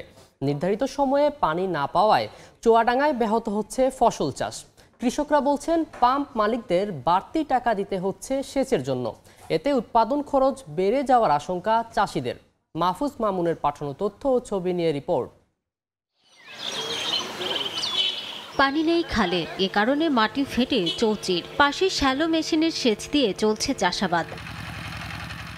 চলতি রবি মৌসুমে এখনো পানি সরবরাহ করা হয়নি চুয়াডাঙ্গার সদর ও আলমডাঙ্গা উপজেলার জিকে সেচ প্রকল্পের খালগুলোতে। এ কারণে বাড়তি দামে পাম্প মালিকদের কাছ থেকে পানি কিনতে বাধ্য হচ্ছেন কৃষক। তারপরও নির্দিষ্ট সময়ে মিলছে না কাঙ্ক্ষিত পানি। এতে উৎপাদন খরচ বাড়ায় লোকসানের আশঙ্কা চাষিদের। ক্যানালের পানিতে চতি ধানও আবাদ করা হয়েছে, আষাঢ়ি সিজনেও আবাদ করা হয়েছে, বোরিংয়ে পানি উঠছে না, তো কিভাবে আমরা চাষ করব? হাজার হাজার একর জমি এই ক্যানালের আওতায়, কিন্তু কৃষকরা এখন পানি পাচ্ছে না এবং ক্ষেত ঠিক মতো পাচ্ছে না। ক্যানালে পানি না থাকায় বোরিংয়ে পানি ওঠে না, তখন আমাদের ফসল মার খেয়ে যায়। যে কি পর্যায়ে পানি না দেওয়াতে আমরা খুব ক্ষতিগ্রস্ত হয়ে যাচ্ছি। খালে পানি না থাকায় কৃষকদের বিকল্প উপায়ে সেচ দিয়ে চাষাবাদ অব্যাহত রাখার পরামর্শ কৃষি বিভাগের। আমরা প্লাস মাঠ পর্যায়ের উপসহকারী কৃষি কর্মকর্তা তারা কৃষককে পরামর্শ দিচ্ছি বিকল্প সেচের জন্য। আমরা কৃষকের পাশেই আছি। পানি উন্নয়ন বোর্ড বলছে কুষ্টিয়ার ভেড়ামারা চ্যানেলে নাব্য সংকট হওয়ায় পানি সরবরাহ বন্ধ আছে, তবে শিগগিরই খনন করে প্রবাহ স্বাভাবিক করার আশ্বাস সংশ্লিষ্ট কর্মকর্তার। ঊর্ধ্বতন কর্তৃপক্ষ জানিয়েছেন ভেড়ামারা ইনটেক চ্যানেলের পলি অপসারণ কাজ শেষ হলেই অতি শীঘ্রই কৃষকরা পানি পাবে। কৃষি বিভাগের তথ্য মতে জিকি সেচ প্রকল্পের আওতায় চুয়াডাঙ্গার সদর ও আলমডাঙ্গা উপজেলায় ৮,১৫০ হেক্টর জমিতে ধান আবাদ হয়। সময় সংবাদ, চুয়াডাঙ্গা। আন্তর্জাতিক মাতৃভাষা দিবস ২১শে ফেব্রুয়ারিকে সামনে রেখে ফুল বেচাকেনায় ব্যস্ত সময় পার করছেন যশোরের গদখালির চাষিরা। এই মুহূর্তে গদখালি ফুল বাজারে আছেন সহকর্মী জুয়েল মৃধা। বিস্তারিত জানতে সরাসরি যাচ্ছি তার কাছে। এই অঞ্চলের যে ফুলের বাণিজ্য, সেই বাণিজ্য মূলত বেশ কয়েকটি উৎসব ঘিরে। তো চলতি মৌসুমের শেষ উৎসবের বেচাকেনা চলছে যশোরের গদখালি ফুল বাজারে। আজকে যে এই উৎসবকে যে মাতৃভাষা দিবস এবং দিবস রয়েছে আগামীকাল, সেই উৎসবকে ঘিরে যে ফুলগুলোর সবচেয়ে বেশি চাহিদা তার ভিতরে রয়েছে গাঁদা, গ্ল্যাডিওলাস এবং গোলাপ। তবে এই গোলাপের দাম আজকে বাজার অনেক কম। এখানে চাষিরা প্রচুর পরিমাণে আজকে গোলাপ নিয়ে এসেছেন, কিন্তু 5 টাকা করে প্রতি পিস দাম হাঁকলেও আসলে 3 টাকার উপরে এখন পর্যন্ত কেউ ফুল বিক্রি করতে পারেননি। এরপরে গাঁদা ফুলটি আজকে প্রতি হাজার বিক্রি হচ্ছে 800 থেকে 1000 টাকা ধরে। বিভিন্ন কালার ভেদে এই দামটা উঠানামা করছে। এবং যে ফুলটি গত 2-3 সপ্তাহ আগেও দাম ছিল না, গরমের কারণে প্রচুর পরিমাণে ফুল ফুটে গিয়েছিল, গ্যালোডিয়ালিয়াস ফুল, সেই ফুলটির বাজার কিন্তু আজকে বেশ চড়া। আজকের বাজারে এই ফুলটি কালার ভেদে বিক্রি হচ্ছে 8 থেকে 15 থেকে 16 টাকা পর্যন্ত।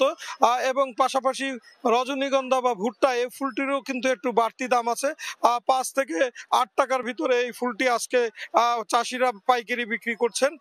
এর বাইরে আজকের বাজারে কিন্তু জারবেরা ফুল রয়েছে। জারবেরা ফুল বিক্রি হচ্ছে 8 টাকা পিস। এবং এই 21শে ফেব্রুয়ারি যে শহীদদের শ্রদ্ধা জানানোর জন্য যেটা ফুলের ডালি সাজানো হবে, সেই ডালির অন্যতম অনুষঙ্গ কামিনী পাতা এবং জিপসি, এই ফুলের দামও কিন্তু বেশ বাড়তি। গত কয়েকদিন আগেও এর প্রতি মুঠো ফুলের দাম বিক্রি হচ্ছিল 10 টাকায়, সেটি আজকে 16 থেকে 18 টাকা পর্যন্ত দাম পাচ্ছেন চাষিরা।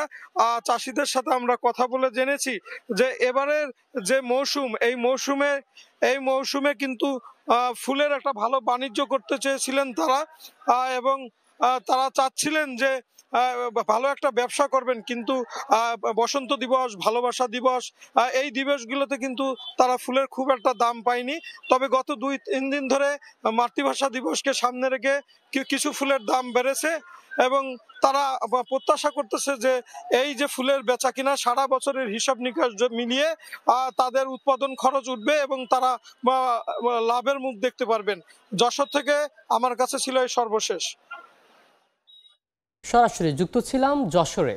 এবার ইউক্রেনের প্রেসিডেন্ট ভলোদিমির জেলেনস্কিকে স্বৈরশাসক বলে মন্তব্য করলেন ডোনাল্ড ট্রাম্প। সামাজিক মাধ্যমে দেয়া পোস্টে ট্রাম্প বলেন, জেলেনস্কি যুক্তরাষ্ট্রকে $350 বিলিয়ন খরচ করে এমন যুদ্ধে যেতে বলেছিলেন যা জেতা সম্ভব নয়। মার্কিন প্রেসিডেন্টের এমন বক্তব্যের পর জেলেনস্কিকে সমর্থন করে পাল্টা প্রতিক্রিয়া জানিয়েছেন ইউরোপের নেতারা। অন্যদিকে ইউক্রেন ইস্যুতে ইইউ নেতাদের উপর কর্তৃত্ব দেখানোয় ট্রাম্পের প্রশংসা করেছেন পুতিন। ভলোদিমির জেলেনস্কির সঙ্গে দূরত্বক্রমে বেড়েই চলেছে মার্কিন প্রেসিডেন্টের। ইউক্রেনের প্রেসিডেন্ট চাইলে অনেক আগেই রাশিয়ার সঙ্গে যুদ্ধ বন্ধ হয়ে যেত, এমন মন্তব্যের একদিন পর এবার সামাজিক মাধ্যমে জেলেনস্কিকে তুলোধুনো করেছেন ট্রাম্প। ট্রুথ সোশ্যালে দেয়া এক পোস্টে জেলেনস্কিকে সফল কৌতুক অভিনেতা উল্লেখ করে ট্রাম্প লেখেন, তিনি যুক্তরাষ্ট্রকে $350 বিলিয়ন খরচ করে এমন যুদ্ধে যেতে বলেছিলেন যা জেতা সম্ভব নয়। এই যুদ্ধে মার্কিন প্রশাসন ইউরোপের চেয়ে $200 বিলিয়ন বেশি ব্যয় করেছে দাবি করে ট্রাম্প বলেন, পশ্চিমারা তাদের খরচ করা অর্থ ফেরত পেলেও যুক্তরাষ্ট্র তা পাবে না। সামাজিক মাধ্যমে দেয়া পোস্টে জেলেনস্কিকে স্বৈরশাসক হিসেবেও আখ্যা দেন ট্রাম্প। বলেন, ইউক্রেনের প্রেসিডেন্টের দ্রুত পদক্ষেপ নেওয়া উচিত, না হলে তার আর কোনো দেশ থাকবে না। ট্রাম্পের এমন মন্তব্য ঘিরে প্রতিক্রিয়া জানিয়েছেন পশ্চিমা নেতারা। জেলেনস্কির সঙ্গে ফোনালাপে তার প্রতি সমর্থনের কথা জানিয়েছেন ব্রিটিশ প্রধানমন্ত্রী কিয়ার স্টারমার। যুদ্ধ চলাকালে নির্বাচন আয়োজন না করাকে যৌক্তিক সিদ্ধান্ত বলে উল্লেখ করেন তিনি। এদিকে জেলেনস্কিকে স্বৈরশাসক বলাকে মিথ্যা ও বিপজ্জনক বলে মন্তব্য করেছেন জার্মান চ্যান্সেলর। সুইডেনের প্রধানমন্ত্রী মার্কিন প্রেসিডেন্টের কথাকে ভুল উল্লেখ করে বলেন, জেলেনস্কি গণতান্ত্রিকভাবে নির্বাচিত। এদিকে এক ভিডিও বার্তায় ভলোদিমির জেলেনস্কি বলেছেন, বিশ্ব এখন দুটো পছন্দের একটি বেছে নেয়ার অবস্থায় আছে, হয় সবাই পুতিনের পাশে দাঁড়াবে আর নয়তো শান্তি বেছে নিতে হবে। অন্যদিকে ইউরোপীয় নেতাদের ওপর কর্তৃত্ব দেখানোয় ট্রাম্পের প্রশংসা করেছেন রুশ president Vladimir Putin. Farhad Chowdhury, সময় সংবাদ। গাজায় স্থায়ী যুদ্ধবিরতির জন্য নতুন প্রস্তাব দিয়েছে ফিলিস্তিনের স্বাধীনতাকামী সংগঠন হামাস। ধাপে ধাপে নয়, বরং একই সঙ্গে সব জিম্মিকে মুক্তি দেওয়ার কথা ভাবছে তারা। বিনিময়ে ইসরায়েলে বন্দি ফিলিস্তিনিদের ফিরিয়ে দেয়া ও সব সেনা প্রত্যাহারের শর্ত দিয়েছে হামাস।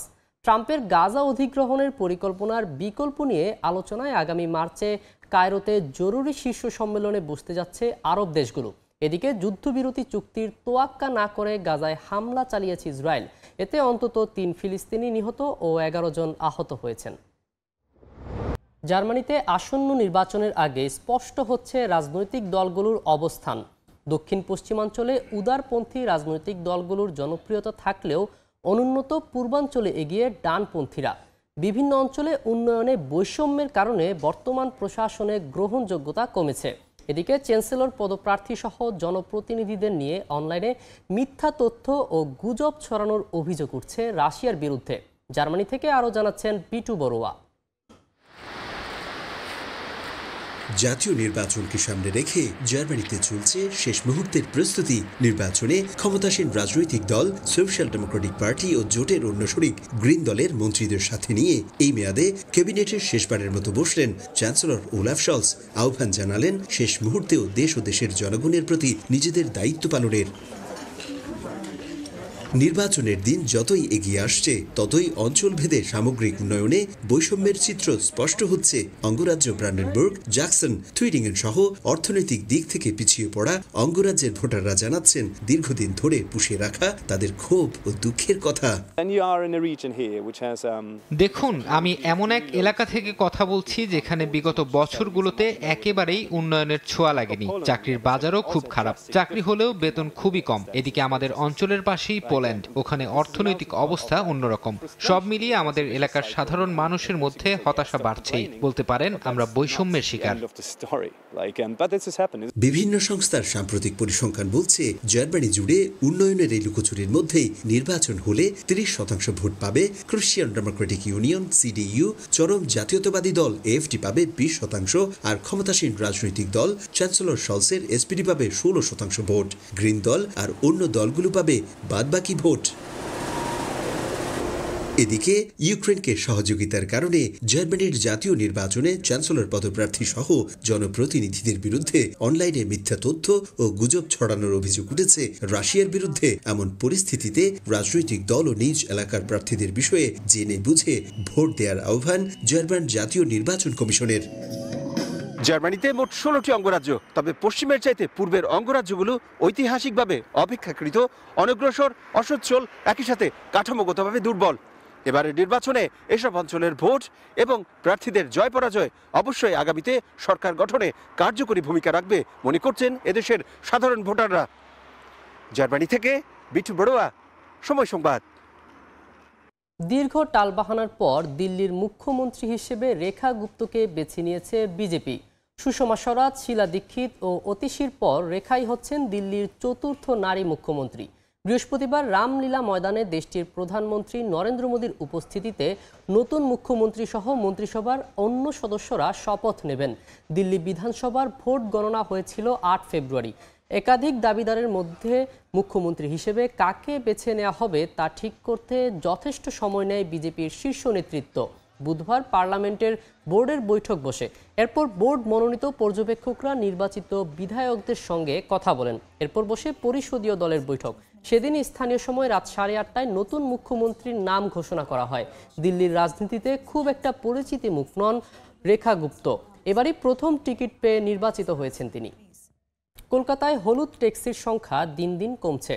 হলুদ গাড়িটির সঙ্গে শুধু কলকাতা নয়, বাংলাদেশ সহ বিভিন্ন পর্যটকের রয়েছে নানা স্মৃতি। গত 1 দশক ধরে আধুনিক সব গাড়ি আর ক্যাব সার্ভিসের ভিড়ে বর্তমানে হলুদ ট্যাক্সি বিলুপ্তির পথে। এক সময়ের আভিজাত্যের চিহ্ন এই ট্যাক্সিকে টিকিয়ে রাখতে সম্প্রতি পশ্চিমবঙ্গ সরকারের সঙ্গে চুক্তি করেছে বেসরকারি একটি সংস্থা। এতে হলুদ ট্যাক্সিকে নতুন করে রাস্তায় নামানোর পরিকল্পনার কথা বলা হয়েছে। কলকাতা থেকে বিস্তারিত জানাচ্ছেন সুব্রত আচার্য, ছবি তুলেছেন বিশ্বজিৎ দাস। হলুদ ট্যাক্সির সঙ্গে কলকাতা শহরের রয়েছে অন্যরকম এক সখ্যতা।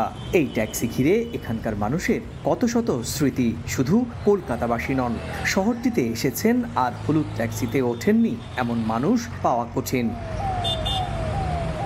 সত্যজিৎ রায়, মৃণাল সেনের অসংখ্য কালজয়ী ছবিতেও দেখা মেলে এই হলুদ রঙের ট্যাক্সির। তবে নামি দামি আর আধুনিক সব গাড়ির ভিড়ে স্মৃতি বিজড়িত এই ট্যাক্সি দিন দিন হারিয়ে যাচ্ছে। ডিজেল চালিত কলকাতা শহরের অন্যতম জনপ্রিয় এই গণপরিবহনের প্রস্তুতিকারী সংস্থা হিন্দ মোটর। 10 বছর আগেও কলকাতায় 1 লাখেরও বেশি ট্যাক্সি দেখা গেলেও সে সংখ্যা এখন কমে দাঁড়িয়েছে মাত্র 15 থেকে 20 হাজারে। প্রতিষ্ঠানটি 2014 সালের মে মাসে গাড়ি উৎপাদন পুরোপুরি বন্ধ করে দেয়। এদিকে শহরের পরিবহন আইন অনুযায়ী 15 বছরের পুরানো কোনো গাড়ি সড়কে চলতে দেওয়া হয় না। নতুন করে উৎপাদন না হওয়ায় প্রতিদিনই অনেক গাড়ির রুট পারমিট বাতিল হয়ে যাচ্ছে। এর সঙ্গে যুক্ত হচ্ছে নতুন গাড়ির অ্যাপ সার্ভিস প্রতিযোগিতাও। তাই এক সময়ের আভিজাত্যের চিহ্ন হলুদ ট্যাক্সি আজ বিলুপ্তির পথে। এমন বাস্তবতায় সম্প্রতি পশ্চিমবঙ্গ সরকারের সঙ্গে বেসরকারি একটি সংস্থার চুক্তি হয়েছে। চুক্তি অনুযায়ী হলুদ ট্যাক্সিকে নতুন করে রাস্তায় নামানোর পরিকল্পনার কথা বলা হয়েছে। এ নিয়ে চালকদের মাঝে যদিও দেখা যাচ্ছে মিশ্র প্রতিক্রিয়া। একটা হলুদ ট্যাক্সি তো অন্য জায়গায়, অন্য সিটিতে তো নেই। এই হলুদ ট্যাক্সি কলকাতাতেই চলে, বহু প্রাচীন সময় থেকেই চলছে। কলকাতার ঐতিহ্য মনে হয়, কারণ আমরা ছোট থেকে এটাই পেয়েছি না। হলুদ ট্যাক্সি থাকবে, হলুদ ট্যাক্সি এটা ঐতিহ্য, এটা মানে ব্রিটিশ আমলের একটা ইয়ে রয়েছে, এটা তো থাকা দরকার, কিন্তু অ্যাম্বাসেডারের মতো মজা কোনো গাড়িতে নেই। হলুদ ট্যাক্সির সঙ্গে স্থানীয়দের পাশাপাশি কলকাতায় নানা কাজে আসা বাংলাদেশিদেরও স্মৃতি জড়িত। তাদের কণ্ঠেও শোনা যাচ্ছে হতাশার স্বর। ঐতিহ্যটা নষ্ট হয়ে যাবে। কলকাতার আসলেই যে হলুদ ট্যাক্সি দেওয়া চলতে হয়, মনে চাই অ্যাম্বাসেডার ট্যাক্সিতে খুব ভালো। ভারতের প্রাচীনতম শহর কলকাতার রাস্তায় 1962 সাল থেকে চলছে হলুদ গাড়িটি। প্রাচীন শহর কলকাতার আভিজাত্যের প্রতীক ছিল এক সময়কার অ্যাম্বাসেডার, এবং পরে এই অ্যাম্বাসেডার গণপরিবহন হিসেবে হলুদ ট্যাক্সিতে পরিণত হয়, যা ক্লাসিক কলকাতার অন্যতম নিদর্শন। আর এই নিদর্শনকে নতুন মোড়কে এবার হাজির করতে চলেছে রাজ্য সরকার। কলকাতার শিয়ালদা স্টেশনের ট্যাক্সি স্ট্যান্ড থেকে সুব্রত আচার্য, সময় সংবাদ। যুক্তরাজ্যের দক্ষিণাঞ্চলে বিশাল আকারের একটি সিঙ্কহোল দেখা দিয়েছে। এতে সরিয়ে নেওয়া হয়েছে 30টি বাড়ির বাসিন্দাদের। ধসে পড়েছে অন্তত একটি বাড়ির বাগান। কর্তৃপক্ষ জানায় সারি কাউন্টির গডস্টোন গ্রামে গেল 2 দিন আগে এই সিঙ্কহোলটির দেখা যায়। এরই মধ্যে 20 মিটার পর্যন্ত বিস্তৃত হয়ে গেছে এটি। ফেটে গেছে গ্রামটির পানির পাইপলাইন। তবে ক্ষতিগ্রস্ত এলাকায় পানি ও বিদ্যুৎ সরবরাহ পুনরায় চালু হয়েছে বলে জানিয়েছে স্থানীয় প্রশাসন। এটিকে বড় ধরনের বিপর্যয় হিসেবে ঘোষণা করেছে তারা। পাশাপাশি পরিস্থিতি দ্রুত ও নিরাপদে সমাধানের জন্য নিয়মিত বৈঠক করছেন সংশ্লিষ্টরা।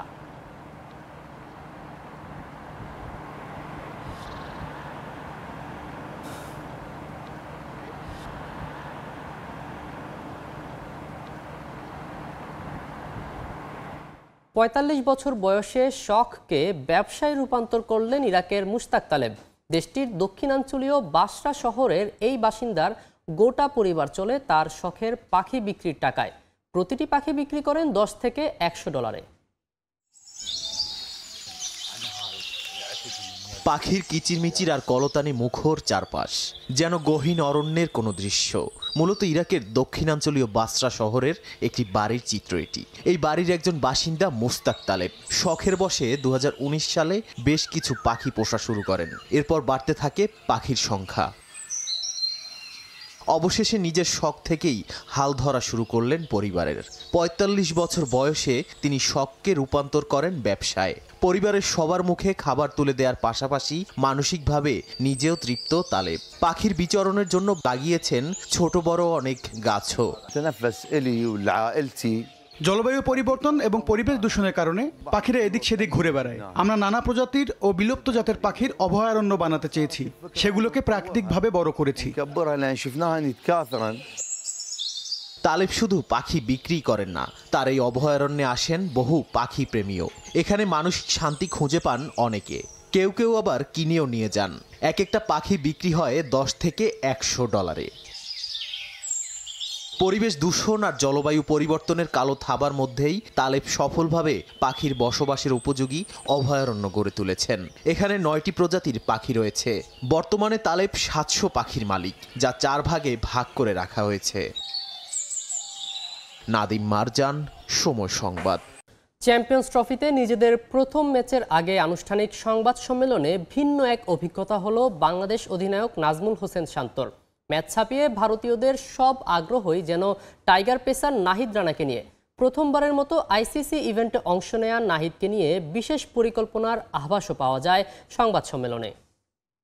I think last few matches he bowled really well. Recently he played one test match against them, so he had that a little bit of experience. Champions ট্রফিতে নিজেদের প্রথম ম্যাচের আগে প্রেস কনফারেন্সে এভাবেই নাহিদ রানাকে নিয়ে প্রশ্নের সম্মুখীন হতে হয় টাইগার অধিনায়ক নাজমুল হোসেন শান্তকে। আনুষ্ঠানিক সংবাদ সম্মেলনে নাহিদ রানাকে নিয়ে ভারতীয়দের আগ্রহের যেন কোনো শেষ নেই। তাহলে কি টিম ইন্ডিয়ার সব পরিকল্পনা এই তরুণ পেসারকে নিয়েই?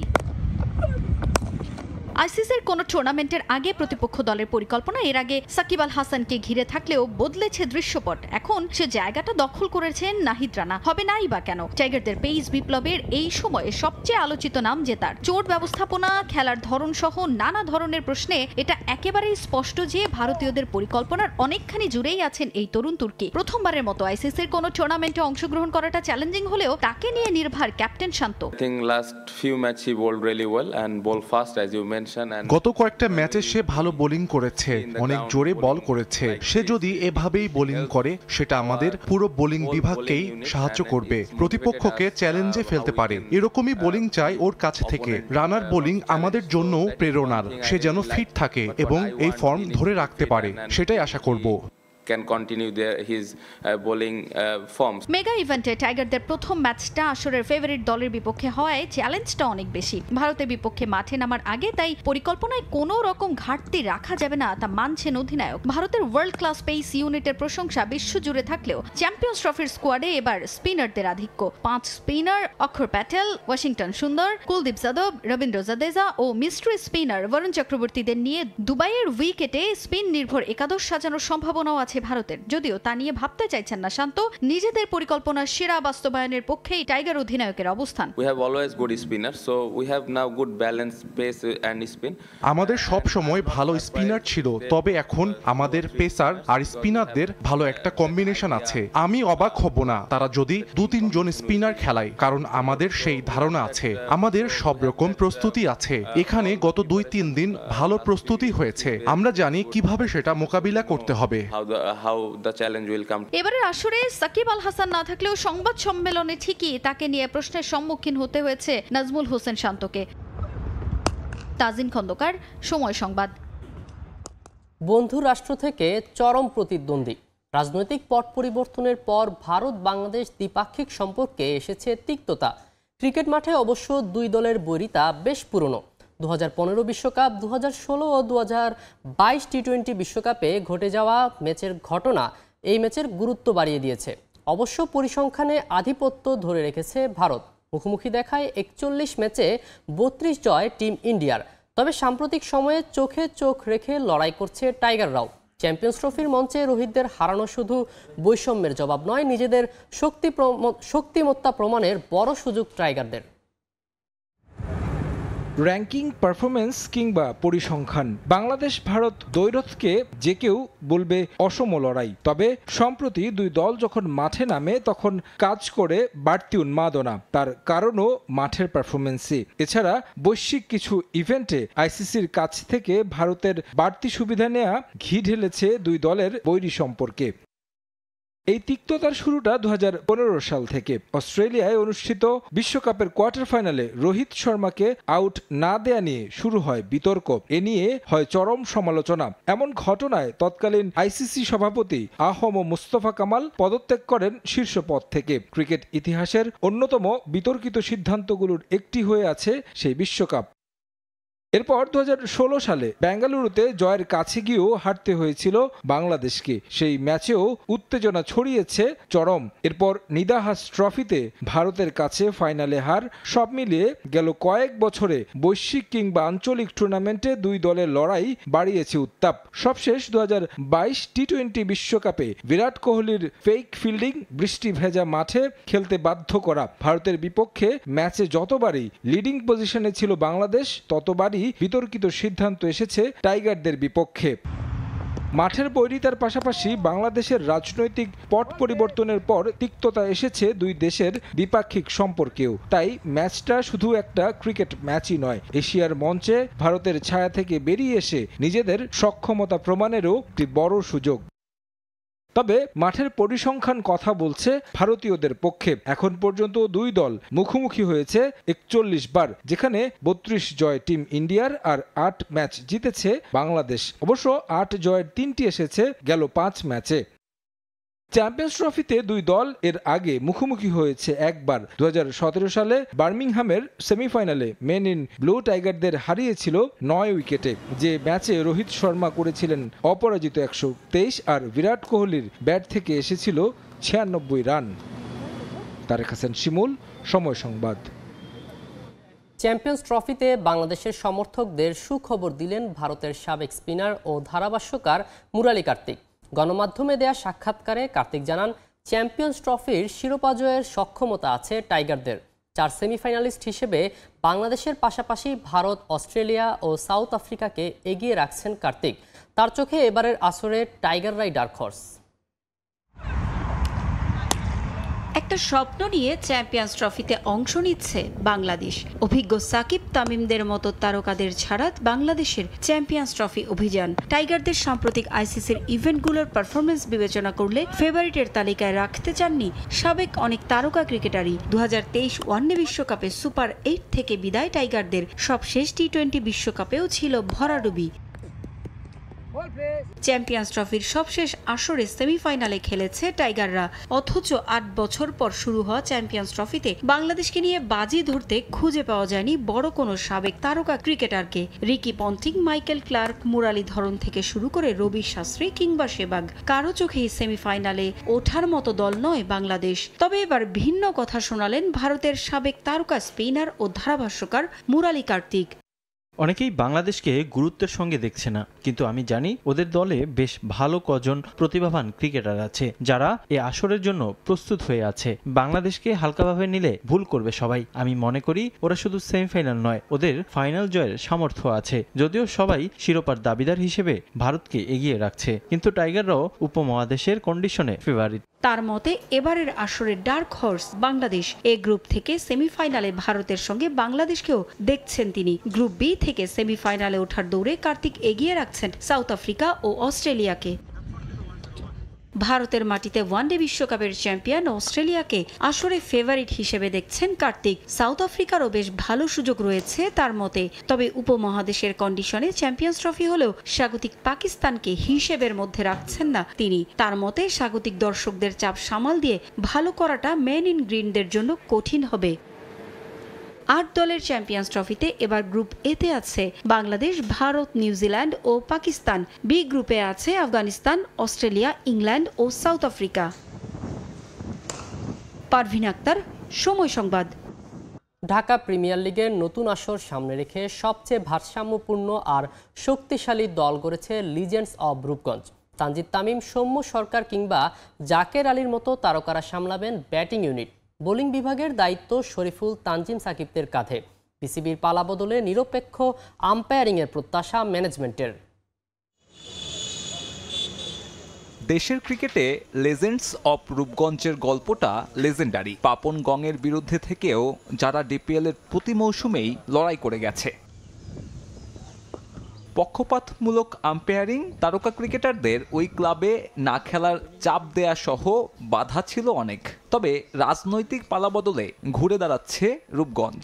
এবার প্রত্যাশা ভালো পরিবেশের। কোন আম্পায়ারটা সে লাস্ট বোর্ডের কথা শুনবে, ওই হিসাবে ওকে অ্যাসাইনমেন্ট দেওয়া হতো যে আজকে রূপগঞ্জকে হারাতে হবে, আজকে উমুককে জিতাতে হবে। আমি যে বিদেশে গেছি আম্পায়ার ম্যানিপুলেশনের কথা বলে, এখন সবাই বিশ্বাস করতেছে আমি যা যা বলছি এগুলি সব সত্য। এই জিনিসগুলো আমার মনে হয় এই বছর না হওয়ার, আমরা চাবো যে এই বোর্ড নিরপেক্ষভাবে আম্পায়ারিং দেওয়ার ব্যবস্থা করবে। জাতীয় দলের এক ঝাঁক তারকা নিয়ে দল সাজাচ্ছে রূপগঞ্জ। তামিম, সৌম্য কিংবা জাকের আলীরা সামলাবেন ব্যাটিং ইউনিট। বোলিং বিভাগের দায়িত্ব শরীফুল, তানজিম সাকিবদের কাঁধে। অধিনায়কত্ব করবেন যুব বিশ্বকাপ জয়ী আকবর আলী। স্পিন ডিপার্টমেন্টে থাকছেন আবাহনী থেকে ফেরানো তানভীর ইসলাম। এদিকে তারকা খচিত দল গড়ে শোরগোল ফেলেছে মোহামেডান। একই সঙ্গে খেলবেন তামিম, মুশফিক ও রিয়াদ। তাসকিন, তাইজুলদের নিয়ে বোলিং ইউনিটটাও খারাপ না। তবে লেজেন্ডস অব রূপগঞ্জ এগিয়ে রাখছে নিজেদের। সাদা কালো স্কোয়াড নিয়ে দিয়েছেন খোঁচাও। যারা একটু বয়স্ক ক্রিকেটার, তাদের আবার ফিল্ডিংটা শর্টেজ থাকে। তো সুতরাং ক্রিকেট এখন একটা ওভারঅল গেম। আগে কিন্তু এটা ছিল না, এখন কিন্তু ফিল্ডিংটা একটা ফ্যাক্টর হয়ে গেছে। আমি আপনাকে ক্লিয়ার বলে দিতে পারি, আমাদের শেখ মেহেদি আছে, ওনাদের কিন্তু কোনো অফিস স্পিনার নেই। রূপগঞ্জের দুঃসময়ে পাশে ছিলেন মাশরাফি। রাজনৈতিক কারণে যিনি কাটা পড়েছেন ক্রিকেট থেকে। সাকিব, মাশরাফিদের এমন ভরাডুবিতে এই ক্রিকেট সংগঠক দায় দিলেন আগের সরকারকে। ওরা অনেক রকম প্রেশারে ফিল করেই তারা রাজনীতি মাঠে গিয়েছে, এবং আমি মনে করি যে কোনো খেলোয়াড় ভবিষ্যতে যদি চায়, রিটায়ারমেন্টের পরে গেলে দেশের জন্য ভালো, খেলোয়াড়ের জন্যও ভালো। এবং এই জন্য আমরা দেখেন আজকে তামিম এবং এই যে মাশরাফি, সাকিব, এই সব নামগুলি আমরা মিস করছি এইসব রাজনৈতিক কারণে। আনুষ্ঠানিক না হলেও রূপগঞ্জের কোচ হতে পারেন সোহেল ইসলাম। সহকারী কোচ হিসেবে নাম চূড়ান্ত সাবেক পেসার নাজমুল হোসেনের। সাব্বির মিথুন, সময় সংবাদ, ঢাকা। নারী কমিটির চেয়ারম্যান ঘোষণা দিল কোচের সঙ্গে বিদ্রোহী 18 ফুটবলারের যে দ্বন্দ্ব তা এখনও পুরোপুরি সমাধান হয়নি, এমন ইঙ্গিত দিয়েছেন নারী উইংয়ের এক সদস্য। তবে চলমান বিদ্রোহ দ্রুতই সমাধানের আশ্বাস দিয়েছেন তিনি। এদিকে 21 পদক পেতে যাচ্ছেন সাফজয়ী দলের পুরো কন্টিজেন্ট। প্রধান উপদেষ্টার কাছ থেকে যা গ্রহণ করবেন সাফজয়ী অধিনায়ক সাবিনা খাতুন। বসার পরে আমি যেটা বলতে পারি সেটা হচ্ছে মেয়েরা ফিরবে, মেয়েরা ট্রেনিংয়ে ফিরবে। এ যেন রবীন্দ্রনাথের ছোট গল্পের মতো, শেষ হয়েও হইল না শেষ। বাফুফের নারী উইংয়ের কথা অনুযায়ী কোচের সঙ্গে বিদ্রোহী 18 ফুটবলারের যে সমস্যা তা হয়ে গেছে সমাধান। ছুটি শেষেই পিটার বাটলারের অধীনে অনুশীলনে যোগ দেবেন সাবিনা সানজিদারা। তবে গেল কয়েকদিন ধরে দেশের গণমাধ্যমে চাউর নিজেদের অবস্থান থেকে ফিরে আসেননি বিদ্রোহী ফুটবলাররা। কোচের সঙ্গে ফুটবলারদের দ্বন্দ্বের পুরো সমাধান হয়নি, তেমনই ইঙ্গিত দিয়েছেন বাফুফের নারী কমিটির সদস্য টিপু সুলতান। যেহেতু ক্লিয়ার না, আপনাদের কাছে পরিষ্কার না, পরিষ্কার তথ্যগুলো, ইনফরমেশনগুলো ক্লিয়ার না, আপনারা ক্লিয়ার হলে তো আর ধোঁয়াশা থাকতো না। আমার মনে হয় দ্রুত সম্ভব এটা শেষ হয়ে যাবে। তবে চলমান সমস্যা দ্রুতই সমাধানের প্রতিশ্রুতি দিয়েছেন নারী কমিটির এই সদস্য। ছুটি থেকে ফিরলেই বিদ্রোহী ফুটবলারদের নিয়ে বসবে বাফুফের নারী কমিটি। আমার মনে হয় সুন অ্যাজ পসিবল এটা শেষ হয়ে যাবে, বাটলারের সমস্যাও শেষ হবে এবং 18 জনে জয়েন করবে। আমরা আশাবাদী, পুরাপুরি আশাবাদী। নারী উইংয়ের চেয়ারম্যানও চেষ্টা করেছেন, প্রেসিডেন্ট মহোদয় চেষ্টা করতেছেন এটাকে অর্গানাইজ করে যে কোনো মূল্যে, any how at any cost তাদের একত্রতা করে টিমটা যেমন টিম ওয়ার্ক করে এবং একসাথে মিলেমিশে থাকে, এটাই আমরা প্রত্যাশা করতেছি। আর কি করার আছে আমাদের। এদিকে 21 পদক পেতে যাচ্ছে সাফজয়ী নারী ফুটবলের পুরো কন্টিজেন্ট। প্রথমে ফাইনালের শুরুর একাদশের 11 জনকে দিতে চাইলেও আপত্তি জানায় বাফুফে। শেষমেশ নিজেদের সিদ্ধান্ত পরিবর্তন করেছে সংস্কৃতি মন্ত্রণালয়। আর এমন সিদ্ধান্ত তরুণ ফুটবলারদের অনুপ্রেরণা যোগাবে বলে মনে করেন নারী সাফের head of delegate. Full contingent পাচ্ছে এই কারণে যে 32 জনেও গর্বিত, রাষ্ট্রের কাছে গর্বিত এবং দেশের কাছে তো অনেক বিশাল বড় ব্যাপার এটা, আর আমরা খুব নিজেকে গর্বিত মনে করতেছি। আগামী 21 ফেব্রুয়ারি প্রধান উপদেষ্টার কাছ থেকে 21 পদক গ্রহণ করবেন সাফ জয়ী দলের অধিনায়ক সাবিনা খাতুন ও সেই দলের অন্য একজন সদস্য। ফাহিম ইসলাম, সময় সংবাদ, ঢাকা। শেষ হলো 48তম জাতীয় অ্যাথলেটিক্স প্রতিযোগিতা। 21 স্বর্ণপদক নিয়ে দলগতভাবে এবারের আসরে প্রথম হয়েছে বাংলাদেশ নৌবাহিনী। 17 রৌপ্য ও 12 ব্রোঞ্জ সহ তারা জিতেছে মোট 50টি পদক। দ্বিতীয় স্থানে আছে বাংলাদেশ সেনাবাহিনী। 19 স্বর্ণসহ তারা জিতেছে 57টি পদক। এবারের আসরে ভেঙেছে বেশ কয়েকটি রেকর্ড। শেষ দিনে মেয়েদের 4x400 মিটার রিলেতে 32 বছরের রেকর্ড ভেঙেছে নৌবাহিনীর শিরিন নুসরাতরা। নতুন রেকর্ড গড়তে তারা সময় নিয়েছেন 3 মিনিট 51.62 সেকেন্ড। পোল ভোল্টে 19 বছরের রেকর্ড ভেঙেছেন সেনাবাহিনীর সৌরভ মিয়া, যেখানে 4.50 মিটার উচ্চতা অতিক্রম করেছেন তিনি। সেই সঙ্গে ক্যারিয়ারে প্রথমবারের মতো জাতীয় ইভেন্টে স্বর্ণ জিতেছেন এই অ্যাথলেট। এদিকে ছেলেদের 200 মিটার দৌড়ে প্রথম হয়েছেন রাকিবুল, আর মেয়েদের 200 মিটারে স্বর্ণ জিতেছেন শিরিন আক্তার।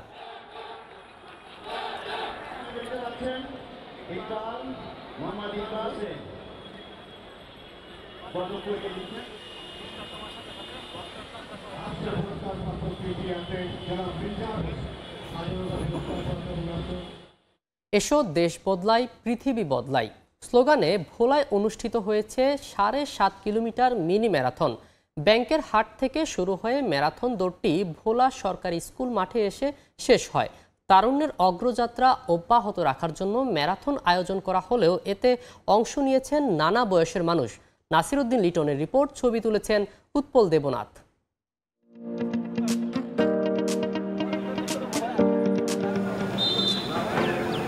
বসন্তের সকালে সদর উপজেলার ব্যাংকের হাট থেকে শুরু হয় তারুণ্যের অগ্রযাত্রার ম্যারাথন। দৌড়বিদরা দলে দলে ছুটছেন গন্তব্য ভোলা সরকারি স্কুল মাঠের উদ্দেশ্যে।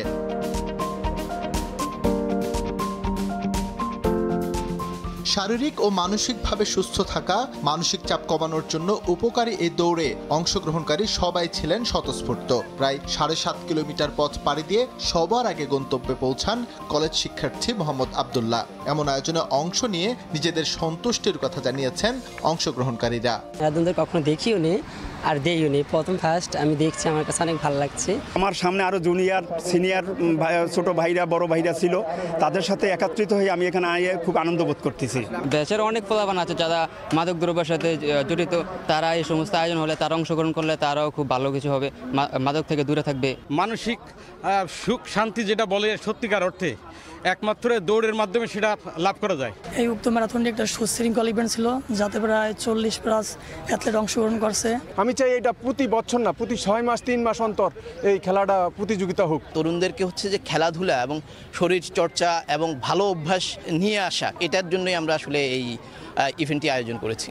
প্রতিযোগিতা শেষে পুরস্কার বিতরণ করেন ভারপ্রাপ্ত জেলা প্রশাসক মোহাম্মদ মিজানুর রহমান। মাদকমুক্ত সুস্থ জাতি গঠনে এমন আয়োজনের গুরুত্ব তুলে ধরেন তিনি। শরীরকে সুস্থ রাখতে গেলে, মনকে সুস্থ রাখতে গেলে অবশ্যই খেলাধুলা করতে হবে এবং খেলাধুলার সাথে থাকতে হবে। মাদককে পরিহার করতে হবে, অন্য যে খারাপ কাজগুলো আছে সেগুলো থেকে বিরত থেকে খেলার মাঠে আসতে হবে এবং খেলার মাধ্যমেই কিন্তু এই পরিবর্তন সম্ভব। তরুণদের ঐক্যবদ্ধ করার জন্য এই আয়োজন করে জেলা প্রশাসন ও জেলা ক্রীড়া অফিস। সময় সংবাদ, ভোলা। এসো দেশ বদলাই, পৃথিবী বদলাই স্লোগানকে সামনে রেখে তারুণ্যের উৎসবে অংশ নিয়েছেন দিনাজপুরের অ্যাথলেটরা, যেখানে অংশ নেন 2 শতাধিক তরুণ তরুণী। বুধবার সকালে দিনাজপুর 0 পয়েন্টে গোরে শহীদ বড় ময়দান থেকে ম্যারাথন শুরু হয়। প্রায় 8.5 কিলোমিটার দূরত্ব অতিক্রম করে ঐতিহাসিক রামসাগর ডাক বাংলো চত্বরে গিয়ে শেষ হয় দৌড়। দিনাজপুর জেলা প্রশাসনের আয়োজনে এবং জেলা ক্রীড়া অফিস ও জেলা ক্রীড়া সংস্থার সহযোগিতায় সকালে 0 পয়েন্টে ম্যারাথনের উদ্বোধন করেন অতিরিক্ত জেলা ম্যাজিস্ট্রেট জানে আলম।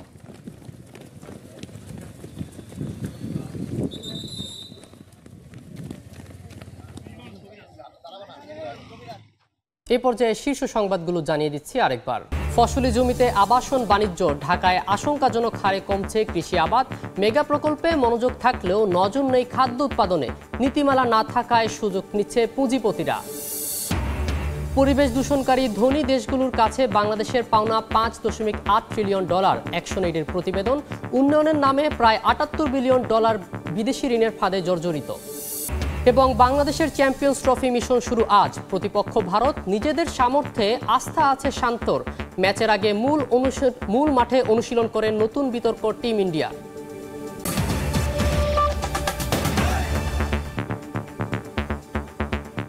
এই ছিল ভোরের সময়, সঙ্গেই থাকুন সময়ের।